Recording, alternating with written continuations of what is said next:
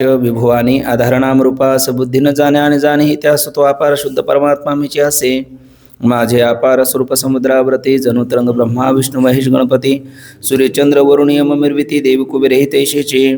जो सर्वज्ञानी दया घन मुनी हृदय ज्याचे करते ध्यान त्याचे बुद्धी उपाधी करून मिथ्या भान मजचे माझे होत असे. ज्याचे आज्ञाने भाष्य जगत जसा दूरवरी सर्प दिसत परी दोई ठाईना सर्प जगत ते स्वतंत्र आणि स्वयंब्रह्म मीचे असे. पुण्यपुरुषी सदैव निष्काम बोध प्राप्ती कारणे भसावा राम. तो मिची आहे आत्मा आप्त काम तरी नमन कोणा करावे म्या. सुखम नित्यम स्वप्रकाशम व्यापकम नाम रूपयो अधिष्ठानं बुद्धिबोध्यम बुद्धिर्दृग्यत्व निर्मलम अपारम सर्व वेदांत वेद्यम प्रत्यक परम वह तदेवाहम नमत्तो नेदितिमय निश्चितामती. जयांचे केले स्मरण होय सकळ विद्यांचे अधिकरण तेची वंदू श्रीचरण श्री गुरूंचे ते नमस्कारो आता. विचारसागर तरंग 6वा परिच्छेद 2 क्रमांकाचा स्वप्न पदार्थ 2 कारणामुळे सत्य आहेत. विचारसागर तरंग 6वा परिच्छेद 2 क्रमांकाचा स्वप्न पदार्थ 2 कारणामुळे सत्य आहेत. आपण कालच्या चिंतनामध्ये या 6व्या तरंगाच्या उपोद्घाताचा विचार केला. अर्थात 6वा तरंग हा कनिष्ठ अधिकाऱ्याला उपदेशाचा प्रकार आहे. आता कनिष्ठ अधिकारी कोण आहे तर त्याचं नाव या ग्रंथामध्ये तर्कदृष्टी असं नाव आहे. मग तर्कदृष्टी म्हणताना त्याची बुद्धी तर फार तीव्र दिसते कारण तो शंका फार विचारतो आणि मग त्याला कनिष्ठ अधिकारी का म्हणतात तर या ठिकाणी बुद्धीच्या दृष्टीने तो कनिष्ठ अधिकारी असं नाही तर श्रद्धेच्या दृष्टीने तो कनिष्ठ अधिकारी आहे. अंतकरणाच्या पावित्र्याच्या दृष्टीने तो कनिष्ठ अधिकारी आहे. त्याच्या अंतकरणामध्ये तर्क उत्पन्न होतात म्हणून तो कनिष्ठ अधिकारी आहे. आपण म्हटलेलं आहे ना तर्केताम तर्केताम. हो तर्केताम म्हटलेले पण तर्केताम तर्केताम पुढे श्रुती माता म्हणते मा कुतर्केताम. तर्क अवश्य करावा तर्काने ज्ञानाला दारडे येतं पण कुतर्क नसावा. कारण कुतर्क तुका म्हणे नाश कुतर्क्याचे कपाळी असं तुकोबरे आपल्याला म्हणतात. जी व्यक्ती कुतर्क करते त्याच्या जीवनामध्ये नाशच होतो आणि त्याच्याकरता इथे संस्कृत विचारसागरामध्ये त्याकरता कुतर्क दग्ध बुद्धी असं त्याला म्हटलेलं आहे. कुतर्काने ज्याची बुद्धी दग्ध झालेली आहे असा हा कनिष्ठ अधिकारी आहे.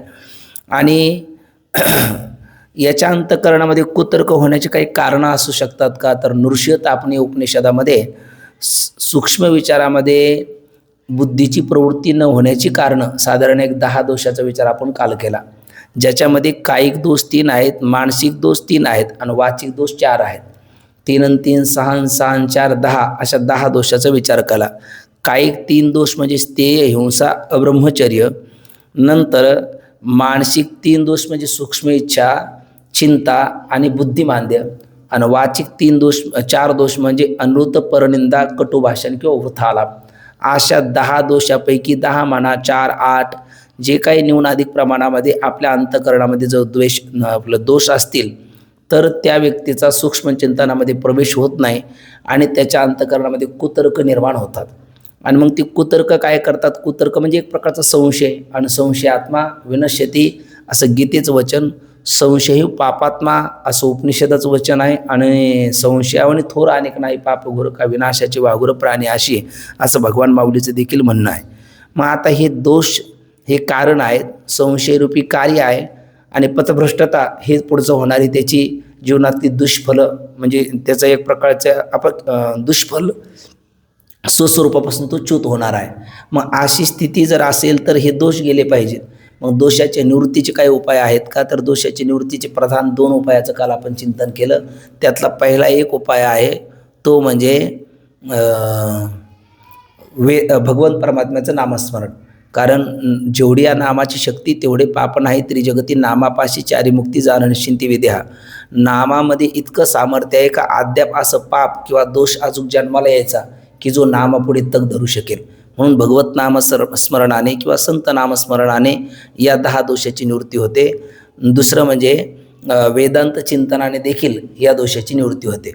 एक म्हटलेलं आहे बाबा नेहमी सांगत असतात वेदांत श्रवणाकरता निघालेला एक साधक तो जिथून कुठून येतो तर त्यांनी एक पावलाला टाकला वेदांत श्रवणाकरता निघाल्याच्या नंतर आंसरी कृच्छ्र चांद्रायण व्रताचं पुण्य त्याला लागतं. म्हणजे इतकं सामर्थ्य वेदांत श्रवणामध्ये आहे. म्हणून वेदांताच्या श्रवणाने किंवा भगवत नामचिंतनाने हे दोष निवृत्त होतात आणि निवृत्त होतात आणि मग शेवटी ते संशयाचे निराकरण झाल्याच्या नंतर आपल्याला इष्टवस्तूचा लाभ होतो. मग हा कुतर्क आणि ज्याची बुद्धी दग्ध आहे असा असणारा जो कनिष्ठ अधिकारी आहे त्याला कनिष्ठ अधिकारी काय म्हणायचं, हा कुतर्क करतो. आणि काय कुतर्क करतो तर काल आपण बघितलं की त्याचे दोन बंधू, एक तत्वदृष्टी आहे आणि दुसरा अदृष्टी आहे. तत्वदृष्टी हा चतुर्थ तरंगामध्ये ज्ञेय ब्रह्माचा विचार करून, तर तर्कदृष्टी हा पाचव्या तरंगामध्ये ध्येय ब्रह्माचा विचार करून हे दोघंही कृतार्थ झालेत. म्हणजे ब्रह्म सत्यम जगन्मिथ्या जीव ब्रह्म व नापरा हा सिद्धांत त्यांच्या बुद्धीवर आरूढ झाला. मग आपल्या दोघा बंधूचं मनोगत, दोघा बंधूची कृतार्थता पाहून याचा अंतकरण साशंकित झालं. या दोघाला हा सिद्धांत यांच्या बुद्धीवर आरूढ होतो आणि कृतार्थ होतात. आपल्याला का बरं ही कृतार्थता प्राप्त झाली नाही? पण याचा त्याला खेद नाही. उलट पक्षी तो कुतर्क करतो. तो गुरुदेवाला अभिप्रेत्य परिहार करत असताना, आता अभिप्रेत्य परिहार म्हणजे काय, आपण लौकिकात त्याला प्रस्तावना असं म्हणतो किंवा मुख्य भूमिका असं म्हणतो. यालाच इथे शास्त्रीय परिभाषेमध्ये अभिप्रेत्य परिहार असं म्हणतात. अभिप्रेत्य परिहाराची व्याख्या बाबा सांगत असतात, प्रतिपाद्य अर्थ मनसी निधाय अर्थांतर वर्णनम. हा आपला अभिप्रेत्य परिहार त्यालाच उपोद्घात असं म्हणतात. म्हणजे प्रतिपाद्य अर्थ मनसी निधाय अर्थांतर वर्णनम उपोद्घात. हा प्रतिपादन करण्याचा अर्थ मनामध्ये ठेवून त्याचे एक प्रकारचं भवताचं बोलणं करणं आणि त्याची पूर्वपीठिका तयार करणं, यालाच एक प्रकारचं उपोद्घात असं म्हणतात. सहाव्या तरंगाची पूर्वपीठिका करत असताना, अर्थात उपोद्घात करत असताना तो काय बोलला, तो मनात म्हणतो की आतापर्यंत अगदी या पहिल्या तरंगापासून आणि विशेषत्वाने चतुर्थ तरंगापासून गुरुदेव काय करत आलेत, स्वप्नाचा दृष्टांत करतात आणि जागृतीला मिथ्या ठरवतात. म्हणजे स्वप्नाचं दृष्टांत करणं यांचं गृहीत कृत्य आहे. आणि मग सांगतात, यथा स्वप्न प्रपंचूपी मयमाया विजृंभिता तथा जागृत प्रपंचूपी मयमाया विजृंभिता. हा स्वप्न प्रपंच जसा आपल्या मायेचा विस्तार आहे तसा जागृत प्रपंच देखील माझ्याच मायेचा विस्तार आहे. आणि जसं स्वप्न मिथ्या आहे तसं जागृती देखील मिथ्या आहे. पण स्वप्न मिथ्या हे यांचं गृहीत कृत्य आहे आणि त्याचा दृष्टांत करून जागृतीला मिथ्या ठरवतात. पण अद्याप स्वप्न मिथ्या ठरलेलं नाही किंवा सर्वानुमते सर्वानुभव या दृष्टीने पाहिलं तर स्वप्न कुठे मिथ्या आहे. जगद्गुरु तुकोबरायाचं स्वप्न जर पाहिलं तर सत्य ठरलेलं आहे. राजा हरिश्चंद्राचं स्वप्न पाहिलं तर तेही सत्य ठरलेलं आहे. किंवा आपल्याही जीवनामध्ये कधी कधी असं म्हणतात, ब्रह्ममुहूर्तावर पाठच्या वेळेला स्वप्न पडले तर ते सत्य होतात. आणि काही छोटा मोठा आपलाही प्रत्येकाचा अनुभव असतो. म्हणजे याचा अर्थ सर्वानुमते स्वप्न काही मिथ्या ठरलेलं नाही. पण एक मात्र आहे, आपण थोडासा विचार केला तर जसं जागृतीत घडतं तसंच प्राय हा स्वप्नामध्ये घडताना दिसतं.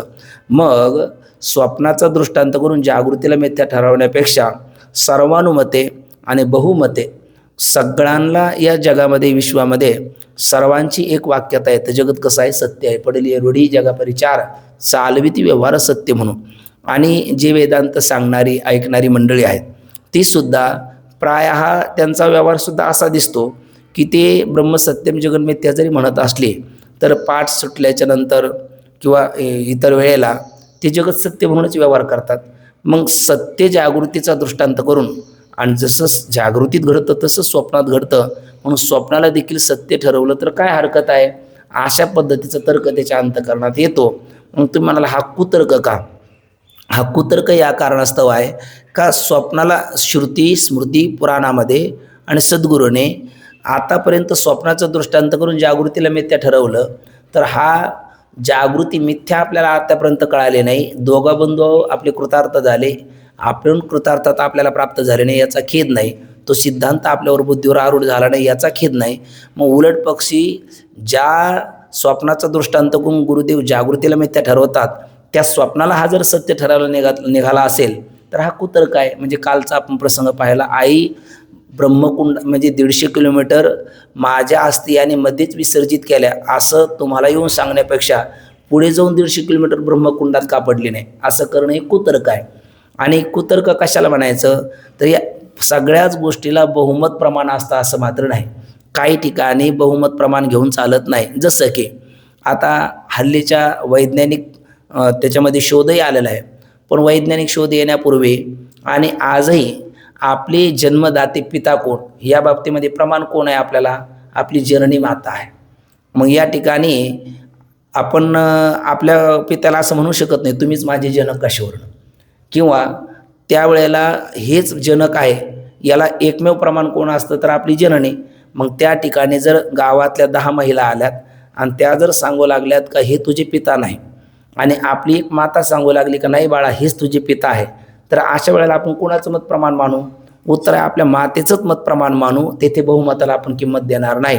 तसं अहितापासून काढिती हित देऊनी वाढविती नायगा श्रुती पर्वती माऊली जगा. श्रुतीमाताच आपल्याला सांगते का हे दिसणारं जगत मिथ्य आहे आणि अधिष्ठान ब्रह्म सत्य आहे, ते जीवाचं वास्तव स्वरूप आहे.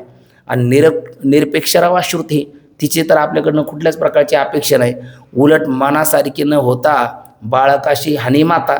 मातेचा तरी थोडाफार काहीतरी स्वार्थ असू शकेल का म्हातारपणाचा हा माझा आधार तरी असावा. श्रुती मातेचा तितका तरी स्वार्थ मानव मात्रापासून आहे का? उत्तर आहे तितकाही स्वार्थ श्रुती मातेचा मानव मात्रापासून नाही. आणि मग असं असताना जी श्रुती माता स्वप्नाचा दृष्टांत करून जीवाला कळाव म्हणून स्वप्नाचं दृष्टांत घेते आणि त्या स्वप्नाचं दृष्टांताने जागृती मिथ्या ठरवते, तर हा काय करतो तर स्वप्नाचा दृष्टांत घेऊन जागृतीला मिथ्या ठरवण्यापेक्षा सर्वानुभवाने जी आणि सर्वांची जी अनुभूती ती भ्रमात्मक आहे, ती भ्रमात्मक आहे. पण ती भ्रमात्मक वाटत नाही, कारण भ्रमरूपाने कळाला तर भ्रम राहील कसा? भ्रमरूपाने कळत नाही म्हणून तर भ्रम राहतो. मग तो भ्रमरूपाने न कळाल्यामुळे भ्रमामध्ये जगत सत्य आहे आणि ते सर्वांना सत्य वाटतं. मग सत्य जगताचा दृष्टांत करून स्वप्नाला सत्य ठरवायला काय हरकत आहे असं तो म्हणतो. पण त्याला माहिती आहे गुहेसमोर आपण गुरुदेव आहे, गुरुदेवासमोर आपल्याला हे प्रतिपादन करायचं तर नाही प्रत्येक मात्र वस्तू सिद्धी किंतु लक्षणा प्रमाणाभ्याम वस्तू सिद्धी. आपल्याला ते लक्षणाने आणि प्रमाणाने आपल्याला सिद्ध करावं लागेल. म्हणून तो आता स्वप्न सत्य कसं आहे हे ठरवण्याकरता 2 युक्तिवाद देतो. 2 युक्तीपैकी कोणताही युक्तिवाद घ्या आणि आपण स्वप्नाला काय माना? सत्य माना. तर त्यांनी पहिला युक्तिवाद दिला, गुरुदेव मला असं वाटतं स्वप्न सत्य आहे. गुरुदेवाने विचारलं स्वप्न सत्य आहे असं तुला का वाटतं? तो म्हणतो त्याचं पहिलं कारण असं आहे, स्वप्न म्हणजे काय तर स्वप्न म्हणजे जागृत पदार्थाची स्मृती म्हणजे स्वप्न. आता हे नैयायिकाच्या मते स्वप्नाचं केलेलं त्यांनी लक्षण आहे. म्हणजे नैयायिकाच्या संस्काराने संस्कारित असणारा हा शिष्य ही एक प्रकारची प्रस्तावना करतो म्हणा, किंवा त्या संस्काराच्या आधारे स्वप्न तो सत्य ठरवायला निघाला. तो म्हणतो स्वप्न म्हणजे काय तर जागृत पदार्थाची स्मृती म्हणजेच स्वप्न. मग स्मृतीतला पदार्थ खोटा मानतात का खरा मानतात? उत्तर आहे खरा मानतात. आता एखादा जर समोर आपला एक मित्र असेल, तो म्हटला मला माझ्या आईची स्मृती झाली, त्याचे एकदम डोळे भरून आले, त्याला विचारलं का रे का झालं, तर तो सांगणार काही नाही आईची स्मृती झाली. हो मग आईची स्मृती झाली असं जर तो म्हणेल तर हे बोलणं याचं लवाड आहे किंवा खोटं आहे असं म्हणू का ते सत्य आहे? उत्तर आहे स्मृतीतला पदार्थ सत्य असतो. म्हणजे ज्या वेळेला आपल्याला कधी काही स्मृती होते तर ती व्यवहारामध्ये जशी सत्य मानली जाते, तसं स्वप्न म्हणजे जर जागृत पदार्थाची स्मृती असेल आणि स्मृती जर सत्य असेल तर स्वप्नाला काय म्हणलं पाहिजे? सत्य म्हणलं पाहिजे. कारण स्वप्न म्हणजे काय आहे तर जागृत पदार्थाची स्मृती आहे आणि स्मृतीतला पदार्थ मिथ्या कोणी म्हणत नाही, म्हणून तुम्ही स्वप्नाला काय म्हणा? सत्य म्हणा. हा पहिला युक्तिवाद आहे. आणि हा युक्तिवाद तुम्हाला नसेल पटेत तर दुसरा युक्तिवाद घ्या. दुसरा युक्तिवाद काय? दुसरा युक्तिवाद असा आहे का तुम्हीच सांगता देह किती आहे आपल्याकडे? सामान्यतः 3 देहाचा विचार केला जातो, स्थूल, सूक्ष्म आणि कारण. 25 तत्वात्मक आहे तो स्थूल देह, 16, 17 किंवा 19 तत्वात्मक आहे तो सूक्ष्म देह, आणि या दोघांचं बीज ज्याच्यात आहे घनीभूत अज्ञान तो कारण देह. तर त्यामध्ये स्थूल देह आणि जो सूक्ष्म देह आहे, आता जन्म मृत्यूचं कोडं अद्याप विज्ञानाला नाही उलगडलं, पण अध्यात्माने त्याचं उत्तर दिलं. आपल्या ऋषीमुनींनी हे पहिलंच उत्तर देऊन ठेवलं. बऱ्याच वेळेला विज्ञानाने प्रयोगही केला, मृत्यू होतो म्हणजे नेमकं घडतं काय घडतं तर एखादा मुमूर्षू अर्थात मरणासन्न असणारी व्यक्ती काचेच्या कडक बंदोबस्तामध्ये ठेवली का जेणेकरून आपण म्हणतो हा जीव जातो, म्हणजे नेमकं काय होतं आपण पाहूया. आणि मग ती जी पुण्यात्मा असतो तो माऊलीच्या भाषेत काय व्यवहारात म्हणतात शूर ओळखावं रणे साधू ओळखावं मरणे, किंवा माऊली म्हणतात झाकले घटीचा दिवा नेणे जे काय झाला केधवा या रीती जो पांडवा देह ठेवी. ते इतके सहज देह ठेवतात का कळत देखील नाही, हे साधूचं मरण असतं. पण पापी लोक मरताना सुद्धा शिस्तीत मरत नाही, ते बेशिस्त होऊन मरतात. आणि मग अशी एखादी पापी व्यक्ती ज्याला वारसदार कोणी नाही, आपल्याला प्रयोगच करायचा म्हणून त्याला असं त्या मरणासन्न अवस्थेमध्ये काचेच्या कडक बंदोबस्तामध्ये ठेवला ते मृत्यू भयंकर असतो, त्याच्या वेदनाही भयंकर असतात, म्हणून ती व्यक्ती अशी माशासारखी तडपायला लागली, 4-4 हात ओढायची, आचकी द्यायची, आळ्यापेळ्या द्यायची, हातपाय खोडायची, डोळे पांढरे करायची, हे सगळं त्यांना दिसलं. एकदम नंतर त्याने आचक्या दिल्या, काय हातपाय लांब केले, डोळे पांढरे केले आणि 1-2 वेळेला आपटून ती व्यक्ती एकदम शांत झाली. शांत झाली याचा अर्थ तिचा जीवात्मा गेला, प्राण गेला. पण मग गेलं म्हणजे नेमकं काय झालं हे काही त्यावेळेला म्हणजे त्यावेळेला अक्षरशः त्या काचाला तडा गेला हेही त्यांना दिसलं, पण ते काचाला तडा गेला, त्याच्यातून प्राण गेला, जीवात्मा गेला, म्हणजे नेमकं काय झालं हे काही कळालं नाही. तर मग त्याचं उत्तर आपल्या ऋषीमुनीने संतांनी दिलं. मनःषष्ठानि इंद्रियानि प्रकृतिस्थानि कर्षति शरीरम यद्वाप्नोति यच्चाप्युत्क्रामतीश्वरः, असं गीता मातेमध्ये सांगताना मनासहित 6 इंद्रिय आणि हे 19 तत्व प्राणाच्या साह्याने ही सगळी असणारी 5 ज्ञानेंद्रिय, 5 कर्मेंद्रिय, चित्तचतुष्टय आणि पंचप्राण, त्यातला मुख्य असणारा प्राण, त्याला स्थान आणि कार्यभेदाने 5 नावे येतात. तर प्राणाच्या साह्याने या देहातून दुसऱ्या देहामध्ये त्याचं गमन होतं. म्हणजेच काय, जन्म मृत्यूचं कोड सांगत असताना स्थूल देहाचा सूक्ष्म देहाशी होणारा वियोग याचं नाव आहे मृत्यू, आणि या स्थूल सूक्ष्म देहाचा अन्य असणाऱ्या स्थूल देहाशी कर्मानुरूप होणारा संयोग म्हणजे जन्म आहे. आणि गीता मातेने सांगितलं काय, वासांशी जीर्णानि यथा विहाय नवानी गृह्णाति नरोपराणी तथा शरीराने विहाय जीर्णा ज्ञानी संयाती नवानी देही. माऊली म्हणतात, जीर्ण वस्त्र सांडीजे नित्य नूतन वेढीजे देहांतराते स्वीकारीचे चैतन्य नाते. याचा अर्थ काय, सूक्ष्म देहाचा स्थूल देहाशी होणारा वियोग म्हणजे मृत्यू आहे. पण तूर्त हे या पूर्व पक्षाला मान्य नाही किंवा याचे संस्कार त्याला नाही. मग तो म्हणतो, पहिला युक्तिवाद काय दिला, जागृत पदार्थाची स्मृती म्हणजेच स्वप्न, आणि दुसरा युक्तिवाद दिला, स्वप्नामध्ये काय घडतं, या स्थूल देहाला सोडून सूक्ष्म देह बाहेर जातो, तो ईश्वर सृष्ट पदार्थाशी व्यवहार करतो आणि पुन्हा याच्या आतमध्ये येतो. जसं की एखादा व्यक्ती, प्रत्येक व्यक्ती घरकाम करण्याकरता घर सोडून बाहेर जाते आणि काम करून पुन्हा आपल्या घरी येते, तसा सूक्ष्म देह स्वप्न कालामध्ये या स्थूल देहाला सोडून बाहेर जातो, सत्य ईश्वर सृष्ट पदार्थाशी व्यवहार करतो आणि पुन्हा यामध्ये येतो. मग त्या सूक्ष्म देहाने ज्या पदार्थाशी व्यवहार केला ते कोणत्या सत्तेतले, व्यावहारिक सत्तेतले, कोणत्या सृष्टीतले, ईशी सृष्टीतले, आणि कसे आहेत ते सत्य आहे. मग सत्य पदार्थाशी व्यवहार जर केला तर म्हणून सुद्धा स्वप्नाला काय म्हटलं पाहिजे, सत्य म्हटलं पाहिजे. म्हणजे एकंदर 2 कारणं त्यांनी दिली. जागृत पदार्थाची स्मृती म्हणजेच कोण आहे, स्वप्न आहे, किंवा सूक्ष्म देहाने स्थूल देहाला त्यागून ईश्वर सृष्ट पदार्थाशी व्यवहार करून पुन्हा आतमध्ये येणं म्हणजेच स्वप्न. असं जर असेल तर या 2 कारणापैकी जे काय कारण तुम्हाला पटेल गुरुदेव तो घ्या, आणि स्वप्नाला आपण काय म्हणा, सत्य म्हणा. अगदी माऊलीच्या भूमिकेमध्ये एरवी माझ्या चित्तीची होते ते मी विचारून बोलले येते, नेके काही यापर होते ते तुम्ही जाणा. म्हणजे माझ्या मनामध्ये स्वप्नाला सत्य ठरवण्याकरता 2 युक्तिवाद होते, ते मी आपल्यासमोर ठेवलेले आहेत. यापैकी जो युक्तिवाद आपल्याला पटेल तो स्वीकारा, पण स्वप्नाला आपण काय म्हणा, सत्य माना. कारण या 2 युक्तिवादाने स्वप्नाला सत्य म्हणायला काही हरकत नाही. बरं, एक साधा व्यवहार आहे, जसं जागृतीत घडतं तसं स्वप्नात घडतं, आणि जागृतीत जसं घडतं तसं स्वप्नात जर घडत असेल तर मग स्वप्नाला सत्य म्हणायला हरकत काय, आणि का म्हणायला हरकत नाही, याचं कारण जागृत पदार्थाची स्मृती स्वप्नाला म्हणा, स्मृतीतला पदार्थ काही मिथ्या नसतो. किंवा स्थूल देहाला सोडून सूक्ष्मदेह बाहेर जातो, ईश्वर सृष्ट पदार्थाची व्यवहार करून पुन्हा येतो, आणि त्याने ज्या पदार्थाची व्यवहार केला तर ईश्वर सृष्ट, आणि ईश्वर सृष्टीतले पदार्थ सत्य असतात, म्हणूनही स्वप्नाला सत्य म्हणायला काही हरकत नाही. असे 2 युक्तिवाद देऊन तो गुरुदेवाला म्हणतो, या समजुतीत माझे काही चूक असेल तर ते आपण दुरुस्त करून सांगा. असा हा तर्कदृष्टी नावाचा शिष्य स्वप्नाला सत्य ठरवण्याकरता जो कुतर्क करतो तो हा द्वितीय परिच्छेद आहे. त्याचा आशय आपण बघितला. पंक्ती वाचून तो विषय पाहूया. काय म्हणतात बघा, स्वप्न पदार्थ 2 कारणामुळे सत्य आहेत. पण कोणती 2 कारणं ते सांगताना तो शिष्य म्हणतो, महाराज स्वप्नात जे पदार्थ प्रतीत होतात ती सत्य आहेत असे मला वाटते. त्याची 2 कारणे आहेत.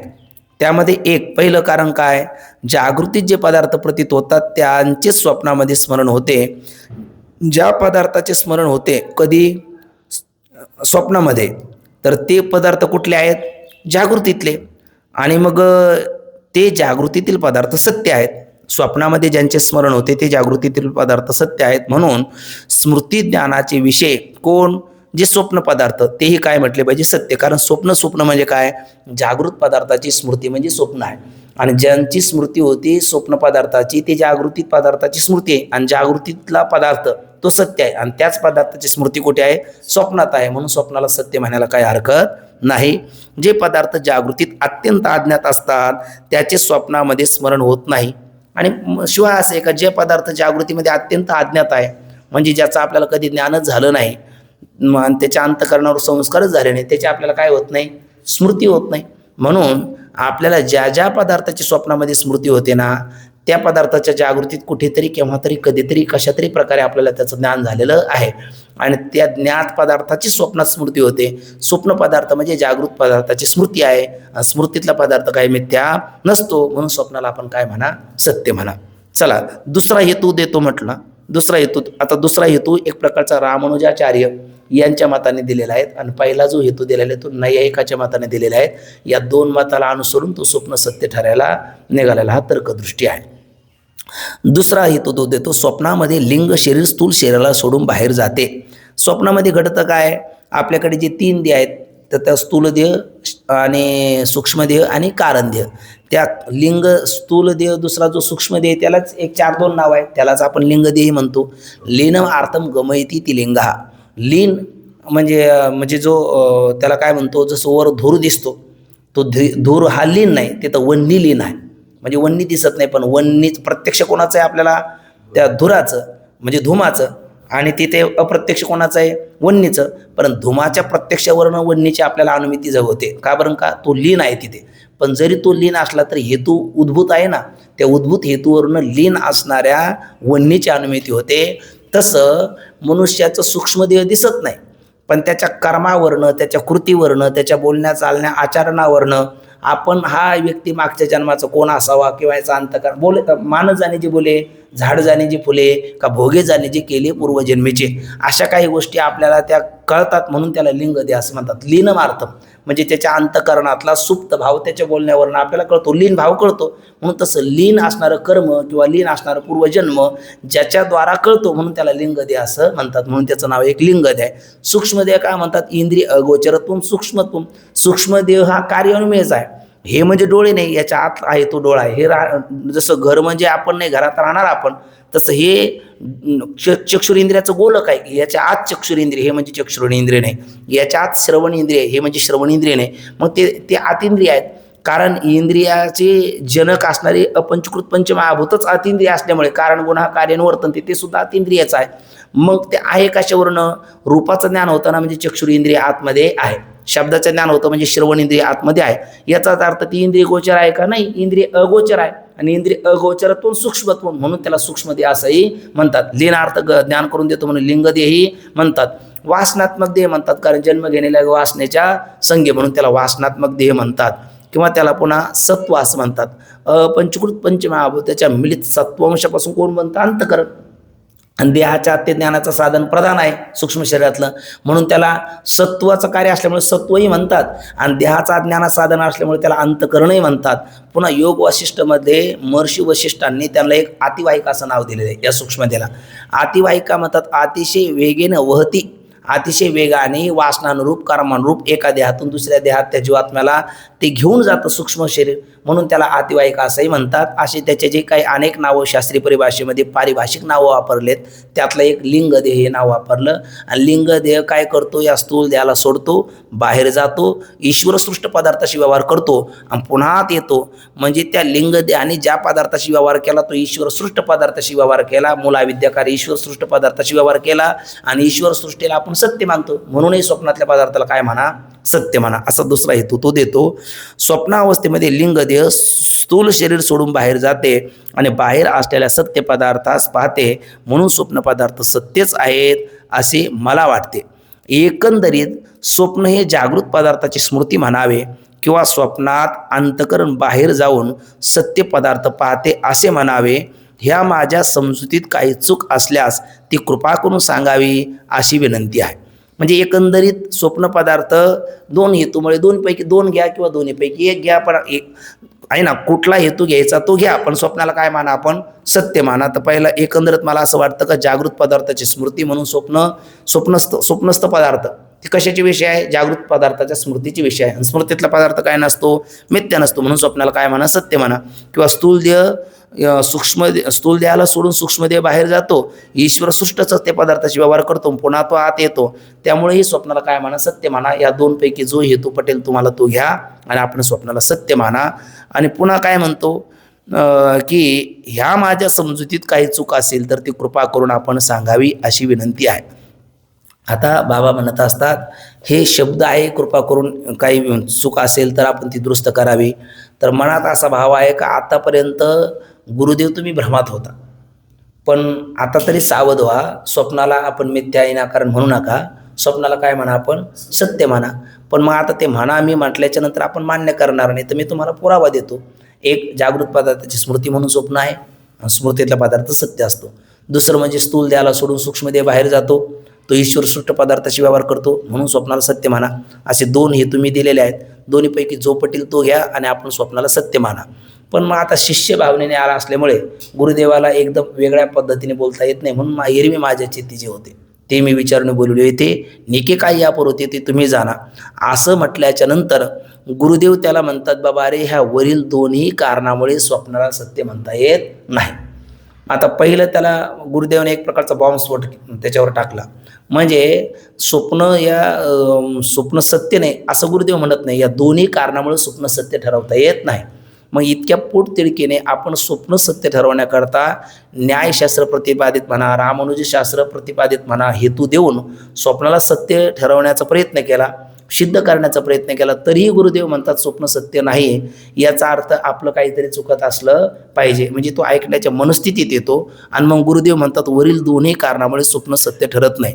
पण मग का वरच्या दोन कारणामुळे स्वप्न सत्य ठरत नाही ते सांगताना आता गुरुदेव त्याला पटवून देतात. तर गुरुदेव काय बोलतात त्याचा थोडासा पहिला आशय बघा आणि मग आपण पुढचा विषय पाहत चालू. आता हे दोन्ही कारणामुळे स्वप्न का सत्य ठरत नाही हे ठरवण्याकरता किंवा हे त्याच्या बुद्धीवर आरूढ करण्याकरता गुरुदेवाने 3 निकष वापरलेले आहेत. वेदांतामध्ये पूर्व पक्ष असेल किंवा उत्तर पक्ष असेल, एखादा सिद्धांताचं खंडन करण्याकरता किंवा आपल्या स्वसिद्धांताचं मंडन करण्याकरता 3 कसोटी कायमच्या ठरलेल्या आहेत. नाही प्रत्येक मात्र वस्तुसिद्धी किंतु लक्षणाप्रमाणाभ्याम वस्तुसिद्धी, त्या प्रतिपादन करण्याच्या 3 पद्धती, 1 श्रुती, 2 युक्ती आणि 3 अनुभूती. तर गुरुदेव श्रुतीने या 2 कारणामुळे स्वप्न सत्य ठरत नाही, युक्तीने देखील या 2 कारणामुळे स्वप्न सत्य ठरत नाही, आणि अनुभूतीने जरी विचार केला तर या 2 कारणामुळे स्वप्न सत्य ठरत नाही असं गुरुदेव त्याला सिद्ध करतात. तर सिद्ध करताना गुरुदेव त्याला काय बोलतात ते आपण थोडासा त्याचा आशय बघा.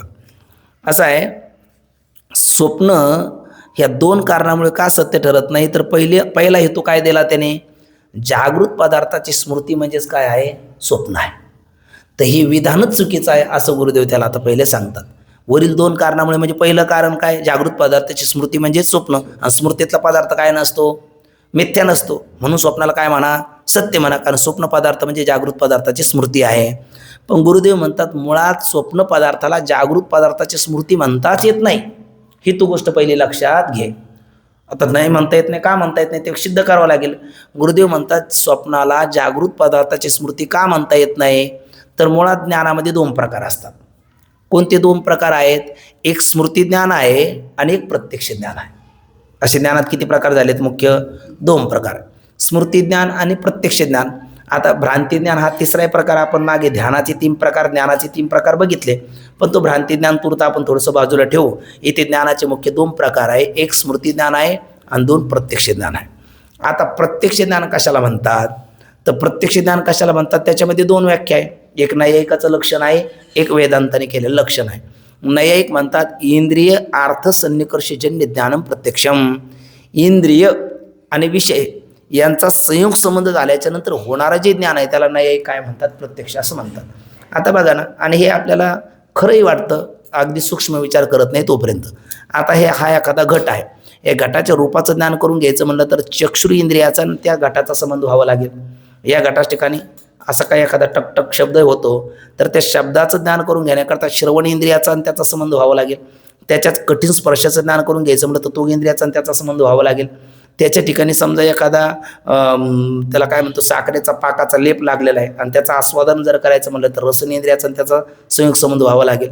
म्हणजे शब्दस्पर्श रूपरसगंध या पंचविषयाचं ज्ञान करून घ्यायचं म्हटलं तर पंच ज्ञानेंद्रियाचा आणि त्या विषयाचा काय व्हावा लागतो, संबंध व्हावा लागतो, मगच त्याचं आपल्याला ज्ञान होतं, अन्यथा नाही.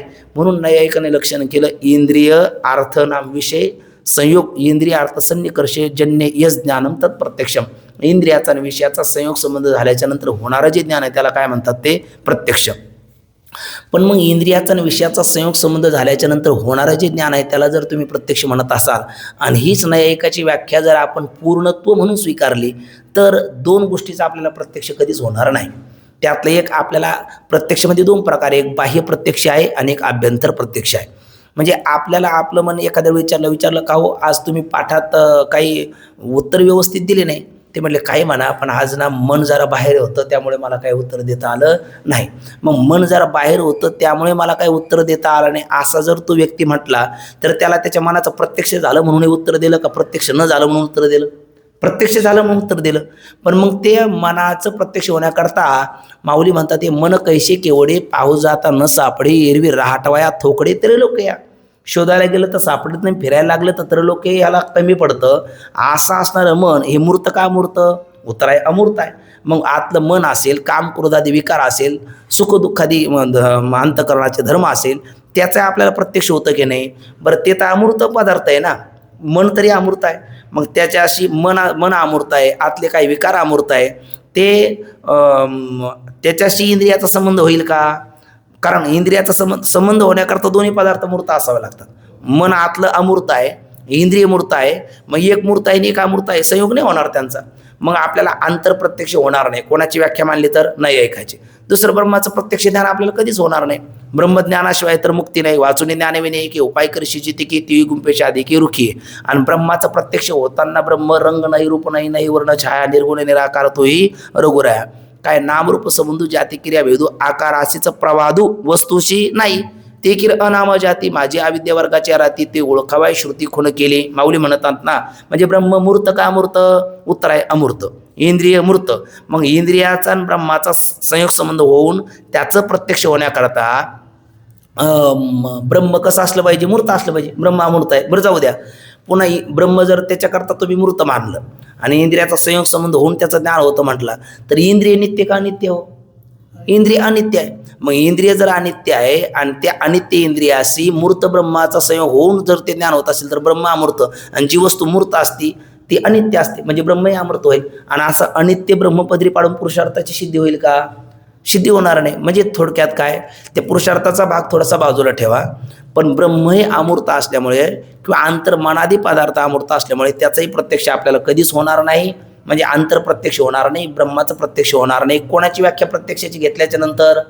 नैयायिकाची. पण आपल्याला आत्म्याचं प्रत्यक्ष होतं की नाही? आतल्या सुखदुःखाचं आपल्याला प्रत्यक्ष होतं की नाही? ब्रह्माचं प्रत्यक्ष ज्ञान झालेले आपले पूर्वसुरी होऊन गेले की नाही? तुकोबराय म्हणतात तत्वमसी विद्या ब्रह्मानंदी सांगतेची झाला अंगे तो का आता. मग त्याला ब्रह्माचं प्रत्यक्ष झालं म्हणून हे बोलणं आहे का न झालं म्हणून बोलणं आहे? मी तो वासुदेव तत्वाता कळू येईल विचारिता आहे ठाऊक सभाग्या संता दुजा नाही अनेका मागोता गा. मग इंद्रियार्थ सन्निकर्षजन्य ज्ञान प्रत्यक्षम असं तुम्ही म्हणता आणि तसं तर ब्रह्माचं प्रत्यक्ष होत नाही. आणि तुकोबराय म्हणतात मी तो वासुदेव तत्वाता तत्वमसी विद्या ब्रह्मांडी सांग. मग त्यांना ब्रह्माचं प्रत्यक्ष झालं याचा अर्थ नैयायिकाची प्रत्यक्षाची व्याख्या अपूर्ण आहे. मग प्रत्यक्षाची व्याख्या पूर्ण काय आहे? तर प्रत्यक्षाची व्याख्या वेदांताने सांगितली इंद्रिय अर्थ सन्निकर्षजन्य ज्ञानम ही नैयायिकाची आहे. आणि अंतकर वृत्ती विषय एकदे स्थितीत्व हे ज्ञानम तत्प्रत्यक्षम. अंतकर वृत्ती आणि विषयाचे एकदे स्थितित्व झाल्याच्या नंतर होणारं जे ज्ञान आहे ते प्रत्यक्ष आहे. मग त्याच्यामध्ये इंद्रियाचा संबंध नाही का? तर बाहेरच्या ज्ञानामध्ये इंद्रियाचा संबंध असेल, काही प्रत्यक्षामध्ये इंद्रियाचा संबंध नसेल देखील. ज्या पदार्थाकरता अंतकर वृत्ती ज्ञानेंद्रियाद्वारा बाहेर जावी लागते तिथे इंद्रियाचा संबंध आहे, आणि ज्याच्याकरता अंतकर वृत्ती ज्ञानेंद्रियाद्वारा बाहेर जाण्याची आवश्यकता नाही तिथे इंद्रियाचा संबंध नाही. तुम्हाला असं उदाहरण द्या. आता उदाहरण द्या, आतलं सुख दुःख जर ज्ञान करून घ्यायचं असेल, मी सुखी आहे का मग दुःखी आहे, मन जाणे पापा तुका म्हणे माय बापा. आपलं अंतकरण आपल्याला सुसंवेद्य आहे, आपल्याला ते कळतं आपल्या आत काय आहे हे आपल्याला कळतं. मग आपल्याला कळतं म्हणजे त्यावेळेला अंतकरण वृत्ती बाहेर जाण्याची आवश्यकता आहे का? आतल्या आतच त्या विषयाकार झाली म्हणजे झालं. आतल्या आत विषयाकार झाली म्हणजे झालं. ते विषय आतच आहे, सुख दुःखादी विषय मन विषय. तसं आत्माही आत आहे ना, आतोनती व्यापनुती ते आत्मा. आणि मग त्या आत्मा म्हणजेच ब्रह्म, ब्रह्म म्हणजेच आत्मा. व्यष्टी समष्टी भेद औपाधिक भेद काही वास्तू अभेदाची लाभाने करत नाही. आणि मग त्या आत्माकार किंवा आत्मरूप ब्रह्माकार वृत्ती आतल्या गुरुदेवाने उच्चारलेल्या तत्वमसी महावाक्याद्वारा झाली तर वृत्तीचं विषयाचं एकदे स्थितित्व झालं. तिथे काही इंद्रियाची आवश्यकता नाही. मग त्या ब्रह्माचं प्रत्यक्ष होईल की नाही? होईल. पण ही कोणती व्याख्या घेतली तर वेदांताची व्याख्या घेतली तर होईल, नैयायिकाची व्याख्या घेतली तर होणार नाही. म्हणून प्रत्यक्षाची व्याख्या नैयायिकेने केली इंद्रियार्थ सन्निकर्षजन्य ज्ञानम प्रत्यक्षम. ही व्याख्या अर्धवट आहे किंवा अपूर्ण आहे. आणि वेदांताची व्याख्या प्रत्यक्षाची काय आहे तर अंतःकरण वृत्ती आणि विषय यांचे एकदिश स्थितित्व झाल्याच्या नंतर होणारं जे ज्ञान आहे त्याला काय म्हणतात? प्रत्यक्ष. आता प्रत्यक्षाचं लक्षण थोडक्यात आपल्याला कळालं. त्या प्रत्यक्षामध्ये पुन्हा दोन प्रकार पडतात.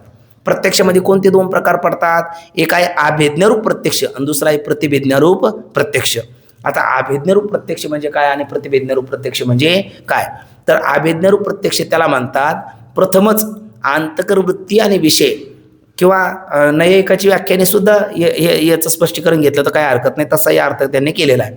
अंतःकरण वृत्ती आणि विषय किंवा अंतःकरण वृत्ती आणि इंद्रिय यांचा संयोग संबंध प्रथमच होऊन किंवा असं आणखी दोन्हीचा समावेश करायचा तर असं घ्या, इंद्रियाद्वारा अंतःकरण वृत्ती आणि विषयांचे एकदिश स्थितीत होऊन प्रथमतःच एखाद्या पदार्थाचा जर आपल्याला प्रत्यक्ष होत असेल तर त्याला अभेज्ञरूप प्रत्यक्ष असं म्हणतात. आणि प्रतिभिज्ञारूप प्रत्यक्ष म्हणजे काय? अंतःकरण वृत्ती आणि विषयाचा म्हणजे पूर्वीचे संस्कार आहे आणि पुन्हा अंतःकरण वृत्ती आणि विषयाचे एकदिश स्थितित्व पण आहे, त्याद्वारा होणारं जे ज्ञान आहे त्याला म्हणतात प्रतिभिज्ञारूप प्रत्यक्ष. संस्कृत विचारसागरमध्ये व्याख्या केली आहेत, तत्ता इदंता अवगाही यस ज्ञानम तत् प्रतिभिज्ञा प्रत्यक्षम, ज्याच्यामध्ये तत्ता आणि इदंता दोन्ही भाग आहे, म्हणजे पूर्वीचे संस्कार पण आहे आणि पुन्हा वृत्तीचं आणि विषयाचं एक स्थितित्व पण आहे, त्याला प्रतिभिज्ञारूप प्रत्यक्ष म्हणतात. आणि हे प्रतिभिज्ञारूप प्रत्यक्ष करता बरं, हे प्रतिभिज्ञारूप प्रत्यक्ष जर आपल्याला कळालं तर मग माऊली ज्या वेळेला म्हणतात त्या साजनेला, तो हा विठ्ठल बरवा, तो हा माधव बरवा, किंवा तो हरे श्रीहरी पाहिला डोळे भरी, पाहता पाहणे दुरी सारुण्या, हे ज्ञानोबरायचे अभंग आहे. किंवा तुकोबराय काय म्हणतात ते हे समचरण साजरी विटेवरी, पहा भीमा तरी विठ्ठल रूप, आनंद अद्वय नित्य निरामय जे कानी ध्येय योगी याचे, ते हे समचरण साजरी विटेवरी, पहा भीमा तरी विठ्ठल रूप. जर वेळेला ते हे तो हा आहे ना, तो हरे श्रीहरी असं जे संतांचं बोलणं आहे ना, हे प्रत्यक्षातलं बोलणं आहे. पण प्रत्यक्षातलं पैकी कोणतं प्रत्यक्षातलं आहे? प्रतिभिज्ञारूप प्रत्यक्षातलं आहे. कारण तो हा विठ्ठल बरवा म्हणजे ज्ञानोबराय ज्या साजनेला बोलतात ना, तिला दाखवतात बघ, तो हा विठ्ठल बरवा, तो हा माधव बरवा. तर त्या साजनेला जे झालेलं आहे ना ते अभेज्ञरूप प्रत्यक्ष आहे आणि ज्ञानोबरायला जे झालेलं आहे ते प्रतिभिज्ञारूप प्रत्यक्ष आहे. कारण ज्ञानोबरायने पूर्वी पाहून पुन्हा पाहणं, सरळ सरळ त्याचं अभिज्ञारूप प्रत्यक्ष म्हणजे प्रथमताच पाहणं आणि प्रतिभिज्ञारूप प्रत्यक्ष म्हणजे पूर्वी पाहून पुन्हा पाहणं.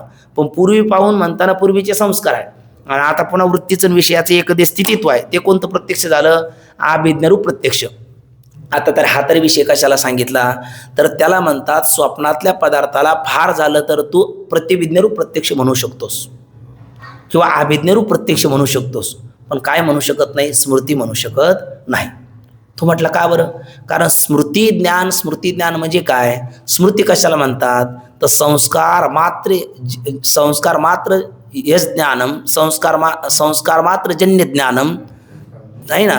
स्मृती केवळ संस्कारापासून जे ज्ञान होतं त्याला काय म्हणतात? स्मृती असं म्हणतात. काय मग आपण ही व्याख्या पाहत आलो. आता त्याच्यात थोडासा आणखी बारकावा आहे. स्मृतीची कारणं वृत्तीप्रभाकर ग्रंथामध्ये 3 सांगितली. कोणकोणती? एक स्मृतीचं कारण सांगितलं, संबंधीच्या ज्ञानाच्या द्वारा स्मृती होते. 2 सादृश्याच्या ज्ञानाद्वारा स्मृती होते. 3 संस्काराच्या द्वारा स्मृती होते. संबंधीच्या ज्ञानाद्वारा स्मृती होते. आपल्याला जर पिता पुत्राचा जन्य भाव संबंध माहिती आहे किंवा गुरु शिष्य भाव संबंध माहिती आहे, तर अशा वेळेला किंवा 2 मित्राचा सख्य भावाचा संबंध आपल्याला जर ज्ञात असेल तर एका मित्राला बघून दुसऱ्या मित्राची, पित्याला बघून पुत्राची किंवा पुत्राला बघून पित्याची किंवा पत्नीला बघून पतीची किंवा पतीला बघून पत्नीची आपल्याला काय होते? स्मृती होते. का बरं? कारण त्यांच्या संबंधाचं ज्ञान आणि त्यातला एक दिसला का दुसऱ्याची आपल्याला काय होती? स्मृती होती. कारण संबंधीच्या ज्ञानाद्वारा स्मृती होते. दुसरे सादृश्याच्या द्वारा स्मृती होते. आता सादृश्य कशाला? मागे बऱ्याच वेळेला हा विचार आपला झालेला आहे. तद भिन्नत्वे सती तद्गत भूयो धर्मवत्वम सदृश्यत्वम, त्याहून भिन्न असून त्या ठिकाणी जे धर्म आहे ते धर्म इतरत्र दिसत असेल तर त्याला सादृश्य म्हणतात. आणि सादृश्यामध्ये किती प्रकार पाहतो आपण? नेहमी 4 प्रकार: स्वरूपकृत, रूपकृत, गुणकृत, अर्थकृत. ज्या वेळेला तत्वमसी, प्रज्ञानम ब्रह्म, अयम आत्मा ब्रह्म, अहम ब्रह्मास्मी अशा महावाक्याचा गुरुदेव त्याला तत्वमसी महावाक्याचा उपदेश करतात आणि लक्षार्थ तत्व पदार्थ शोधन झालेलं असेल आणि लक्षार्थात भेद आणि वाच्यार्थात अभेद कसा हे जर त्याच्या लक्षात आलं तर गुरुदेव तत्वमसी म्हटलं तर हा अहम ब्रह्मास्मी म्हणतो. जर त्याला त्यातलं गांभीर्य कळालं नाही तर तत्वमसी म्हणताना तो आपले मारुती बाबा विनोदाने म्हणत असतात, गुरुदेव म्हणतात तत्वमसी, हा म्हणतो किती म्हशी. आता म्हशी गवळ्याच्या घरी, पण हा किती म्हशी असं का म्हणला त्याचं गांभीर्याने कळालं नाही. आणि गुरुदेव तत्वमसी म्हटले आणि याचं तत्व पदार्थ शोधन झालेलं हा अहम दिवस्मी न म्हणताना अहम ब्रह्मस्मी म्हटला, तर मग ते ब्रह्म कसं? हा जीव कसा? ब्रह्म आहे सच्चिद आनंदरूप, जीव आहे असं जड दुःखरूप, त्या दोघांचं ऐक्य होईलच कसं? तर या ठिकाणी वाच्यार्थात भेद आहे, लक्षार्थात अभेद आहे. मग हे कोणतं सादृश्य म्हणून दोघांचं ऐक्य सांगितलं? उत्तर आहे स्वरूप सादृश्य म्हणून दोघांचं ऐक्य सांगितलं. ब्रह्म कसं आहे? सच्चिद आनंदरूप आहे. आणि कुटस्थ चैतन्य कसं आहे? सच्चिद आनंदरूप आहे. मग हे स्वरूपकृत सादृश्य पाहून त्या दोघांचं ऐक्य सांगितलं गेलं. दुसरं म्हटलं आपण भगवान शुकाचार्य, गोपालकृष्ण आणि उद्धवजी हे काय एक प्रकारचे डबल रोल नाही, टिबल रोल आहेत. तिघही सारखे आहेत. भगवान श्रीकृष्णापेक्षा उद्धवजी 1.5 इंच उंच आहेत आणि शुकाचार्य 1.5 इंच ठेंगे आहेत. एवढाच काय तो फरक आहे. तिघही दिसायला समान आहेत. मग हे कोणतं सादृश्य आहे? रूपकृत सादृश्य आहे. स्वरूपकृत झालं, रूपकृत झालं, गुणकृत सादृश्य. गुणकृत सादृश्य म्हणत असताना एखादी आई आपल्या बाळाला आला बाई माझा वाघ असं ज्या वेळेला म्हणते, तर वाघासारखे याला 4 पाय नाही, एक शेपटी नाही आणि हा निधडा छातीचा रात्री जंगलात फिरून एकटा शिकार करत नाही. मग तरी सुद्धा आई वाघ का म्हणते? बरं, हा एखाद्या बाथरूममध्ये टॉयलेटमध्ये गेला आणि तिथे एखादं झुरळ उंदीर निघाला तर 4 हात उड्या मारतो आणि तरी आई त्याला वाघ का म्हणते? तर वाघाच्या ठिकाणी जो शूरत्व नावाचा गुण आहे, मोहापोटी प्रेमापोटी आईला आपल्या त्याले बाळाच्या ठिकाणी दिसतो. किंवा जाऊ द्या, अगदी आपण राजे शिवछत्रपती शंभूराजे या पिता पुत्राच्या बाबतीत प्रायः त्यांचा अर्धा चेहरा त्यांचा दाखवला जातो आणि अर्धा चेहरा तो वाघाचा दाखवला जातो आहे ना. त्यांना आपण वाघ म्हणतो. बरं, ते आहेच तेवढे निधड्या छातीचे, पण मग त्या ठिकाणी रूपकृत सादृश्य आहे का? नाही. पण तिथं सादृश्य कोणतं आहे? गुणकृत सादृश्य आहे. मग हे गुणकृत सादृश्य शेवटचं आहे अर्थकृत सादृश्य. 3 संतांची 3 वचनं पहा. नाथबाबा म्हणतात, मनुष्य देहाची ज्ञाने सच्चिदानंद पदवी घेणे एवढा अधिकार नारायणे कृपावलोकने दिदला असे. ज्ञानोबराय म्हणतात, येण्याची शरीरे शरीरा येणे सरे किंबहुना येरझारे चिरा पडे. तुकोबराय म्हणतात, नरदेह निधान लागले हाती उत्तम सार उत्तम गती देवच होईल म्हणती तेवते तरिका चित्ती न धरावे. आणि कबीरदासजी म्हणतात, पोषक होत पण या नरका कछु न होत, नर करणे करे तो नरका नारायण होत. आता एकंदर किती संतांची वचनं पाहिली? आपण 4 संतांची वचनं पाहिली. इथं शब्दाचं सादृश्य नाही, पण अर्थाचं सादृश्य आहे. सगळ्यांचा अर्थ आशय काय? एक आहे. मग हे कोणतं सादृश्य झालं? अर्थकृत सादृश्य. म्हणजे या 4 पैकी कोणतं एक सादृश्य असलं तरी सुद्धा आपल्याला स्मृती होते. स्वरूपकृत सादृश्याने स्मृती होते, गुणकृत सादृश्याने स्मृती होते. तुका म्हणे घालू जीवपणा चिरा आणि जाऊ त्या माहेराने जायच्या. जीवपणाला आपण चिरा घालू म्हणजे त्याच्यावर धोंडा टाकू आणि निजाच्या माहेराला आपण जाऊ असं तुकोबराय म्हणतात. म्हणजे या ठिकाणी त्या सगळ्या प्रमाणाचं एकंदर कोणतं सादृश्य दिसतं आपल्याला? अर्थकृत सादृश्य. म्हणजे कुठलं तरी सादृश्य असल्याशिवाय आपल्याला स्मृती होत नाही. म्हणजे स्मृती एक तर सादृश्याने होते, स्मृती संबंधाच्या ज्ञानाने होते आणि स्मृती ही उद्भूत आपल्या संस्काराच्या द्वारा होते. आपल्याला कुठले तरी संस्कार असेल तर आपल्याला स्मृती होते. आपल्याला काही अभंग आठवतात, काही ओव्या आठवतात, वादक असेल तर त्याला बोल आठवतात. एखाद्या मित्राकडे बघून आपल्याला पाहिल्याच्या नंतर त्या मित्राची सुद्धा आपल्याला काय होते? एक मित्राला बघितल्याच्या नंतर दुसऱ्या मित्राची किंवा काही मित्राची आपल्याला स्मृती होते. तर या स्मृतीला कारण काय आहेत? ही 3 गोष्टी आहेत. 1 संबंधीचं ज्ञान कारण आहे, 2 सादृश्याचं ज्ञान कारण आहे आणि 3 संस्काराचं ज्ञान कारण आहे. पण मग आत्ता व्याख्या तर काय केली? संस्कार मात्रजन्य ज्ञानम स्मृती. तर तुम्ही तिथं संबंधी ज्ञानजन्य स्मृती, सादृश्य ज्ञानजन्य स्मृती म्हटला नाही, संस्कारजन्य म्हटला. असं का म्हटला? अहो, संबंधीचं ज्ञान, संबंधीचे ज्ञानाचे तरी काय असतात? संस्कारच असतात. सादृश्याचे ज्ञानाचे तरी काय असतात? संस्कार असतात. आणि संस्कार असतात. म्हणून आम्ही एक संस्कारपद ठेवलं का ज्याच्यामध्ये 3 गोष्टी येतील. आणि मात्रपद ठेवलं त्या ठिकाणी. मात्र म्हणजे जसं फक्त असं लिहितात, फक्त मात्र म्हणजे आणण्याची व्यावृत्ती करण्याकरता तर मात्र शब्द आहे. मग या ठिकाणी लक्षण कोणाचं चाललं? स्मृतीचं. आणि ते जर प्रतिविज्ञा प्रत्यक्षावर अतिव्याप्त होत असेल तर म्हणजे लक्षण स्मृतीचं आहे आणि ते प्रतिविज्ञा प्रत्यक्षावर जात असेल तर मग कोणता दोष होतो? अतिव्याप्ती दोष होतो. आपण ते दोष पाहत असतो, अव्याप्ती, अतिव्याप्ती आणि असंभव. लक्ष्यवृत्तित्वे सती अलक्ष्यवृत्तित्व अतिव्याप्ती. लक्षाच ठिकाणी लक्षण जाऊन अलक्षाच ठिकाणी लक्षण जाणं याला अतिव्याप्ती असं म्हणतात. लक्षण कोणाचं चाललं? तुमचं स्मृतीचं. स्मृती म्हणजे काय? संस्कारजन्य ज्ञानम तत्स्मृती. जे संस्कारजन्य ज्ञान असतं त्याला स्मृती असं म्हणतात. मग तुमचं लक्षण चाललं स्मृतीचं आणि चाललं प्रतिभिज्ञा प्रत्यक्षावर. आताच आपण अभिज्ञा आणि प्रतिभिज्ञा म्हणलो ना. प्रथमताच पदार्थ पाहणं अभिज्ञारूप प्रत्यक्ष आहे. पूर्वीचे संस्कार आणि पुनरावृत्तीचा विषयाचं एक स्थितित्व अभिज्ञारूप प्रत्यक्ष आहे. आपलं प्रतिभिज्ञा रूप प्रत्यक्ष आहे. मग प्रतिभिज्ञा प्रत्यक्षामध्ये सुद्धा संस्कार नाही का? तिथेही संस्कार आहे आणि स्मृतीमध्ये सुद्धा काय संस्कार आहे. मग तुम्ही लक्षण कोणाचं करायला लागला? स्मृतीचं. आणि चाललं कोणावर? प्रतिभिज्ञा प्रत्यक्षावर. मग झाली की नाही अतिव्याप्ती? मग अतिव्याप्ती होऊ नये म्हणून तिथं कोणतं पद टाकलं? मात्र पद टाकलं का आता लक्षण फक्त स्मृतीवर राहतं, ते कोणावर जात नाही? प्रतिभिज्ञा प्रत्यक्षावर जात नाही. म्हणजे का जात नाही? कारण हे आहे स्मृती ज्ञान आणि हे आहे प्रतिभिज्ञा प्रत्यक्ष ज्ञान. तर स्मृती ज्ञान कसं आहे? संस्कार मात्रजन्य ज्ञान. स्मृती केवळ संस्कार मात्रजन्य आहे, त्याला दुसरं काही साधन नको. केवळ संस्कारापासून झालेलं ज्ञान जे असेल तर त्याला काय म्हणतात? स्मृती. आणि हे प्रतिभिज्ञा रूप प्रत्यक्ष कसं आहे? याच्यामध्ये दोन अंश आहे. एक पूर्वीचे संस्कार आहे आणि पुन्हा वृत्तीचं आणि विषयाचं एकदेश स्थितित्व आहे. या दोन गोष्टी आहे. मग ते हे प्रतिभिज्ञा प्रत्यक्ष संस्कार मात्र आहे का संस्कारासहित इंद्रियाचा आणि विषयाचा संबंध आहे? संस्कारासहित इंद्रियाचा विषयाचा किंवा वृत्तीचा आणि विषयाचा संबंध आहे. आणि इथे केवळ संस्कार आहे म्हणून ते मात्र पट टाकलं म्हणजे कोणावरची अतिव्याप्ती टळली? प्रतिभिज्ञा प्रत्यक्षावरची अतिव्याप्ती टळली. पण म्हणले का हो, पुन्हा एक दोष येतोच तुमच्यावर. तुम्ही काय म्हणता? संस्कार मात्र जन्य ज्ञानम स्मृती. मग आपल्याला संस्कार, एखादा गायक गातो त्यावेळेला त्याला एका चालीचे संस्कार असतात का अनेक चालीचे संस्कार असतात? अनेक चालीचे संस्कार असतात. एखादा मृदंग वाजवतो त्यावेळेला त्याला एकच बोलाचा त्याने रियाज केलेला असतो का अनेक बोलाचा केलेला असतो? अनेक बोलाचा केलेला असतो. एखादा वक्ता एखाद्या विषयावरती निरूपण करतो त्यावेळेला त्याला एकच विषयाचं निरूपण केलेलं असतं संस्कार आहे का अनेक विषयाचे संस्कार आहे? अनेक विषयाचे संस्कार आहे. असं प्रत्येक क्षेत्रात आहे. पण गायकाला त्याचा परफॉर्मन्स म्हणा प्रात्यक्षिक करत असताना ते सगळ्या चाली गातो का मोजक्याच चाली गातात? आहे ना. सगळेच बोल वाजवतो का मोजके बोल वाजवतो? मोजके बोल वाजवतो. असं का होतं? तर ज्याचे संस्कार उद्भूत आहे, कंसात जिवंत आहे, तेच बोल, त्याच चाली किंवा तेच चिंतन त्या वक्त्याकडनं किंवा त्या कलावंताकडनं त्याच गोष्टी आपल्याला प्रत्यक्ष पाहायला भेटतात का ज्याचे संस्कार काय त्याच्याकडे उद्भूत आहे, कंसात ते जिवंत आहे. ज्याचे संस्कार फार मृतप्राय झालेत, लुप्त झालेत, तर त्या गोष्टीचं त्याला म्हणून तर आपला रियाज का करावा लागतो? रोज गाता गाळा वाहता माळा असं का म्हणतात? रोज रियाज करणं म्हणजे ते बोल काय करणं, त्यांनी ते संस्कार उद्भूत ठेवणं आहे. रोज त्याचा गायनाचा रियाज करणं म्हणजे त्या चाली त्याने जे संगीत आहे त्याने ते उद्भूत जिवंत ठेवावं लागतं, तर त्याचं प्रात्यक्षिक करता येतं, अन्यथा करता येत नाही. म्हणजे संस्कार किती असून चालत नाही. स्मृती होण्याकरता कोणत्या संस्काराद्वारा स्मृती होईल? ज्याचे संस्कार उद्भूत आहे त्याच्याद्वारा स्मृती होईल. ज्याची उद्भूत नसेल त्याची स्मृती होणार नाही. मग आता स्मृतीचं निर्दिष्ट लक्षण काय करावं लागेल? 3 पदं महत्त्वाचे.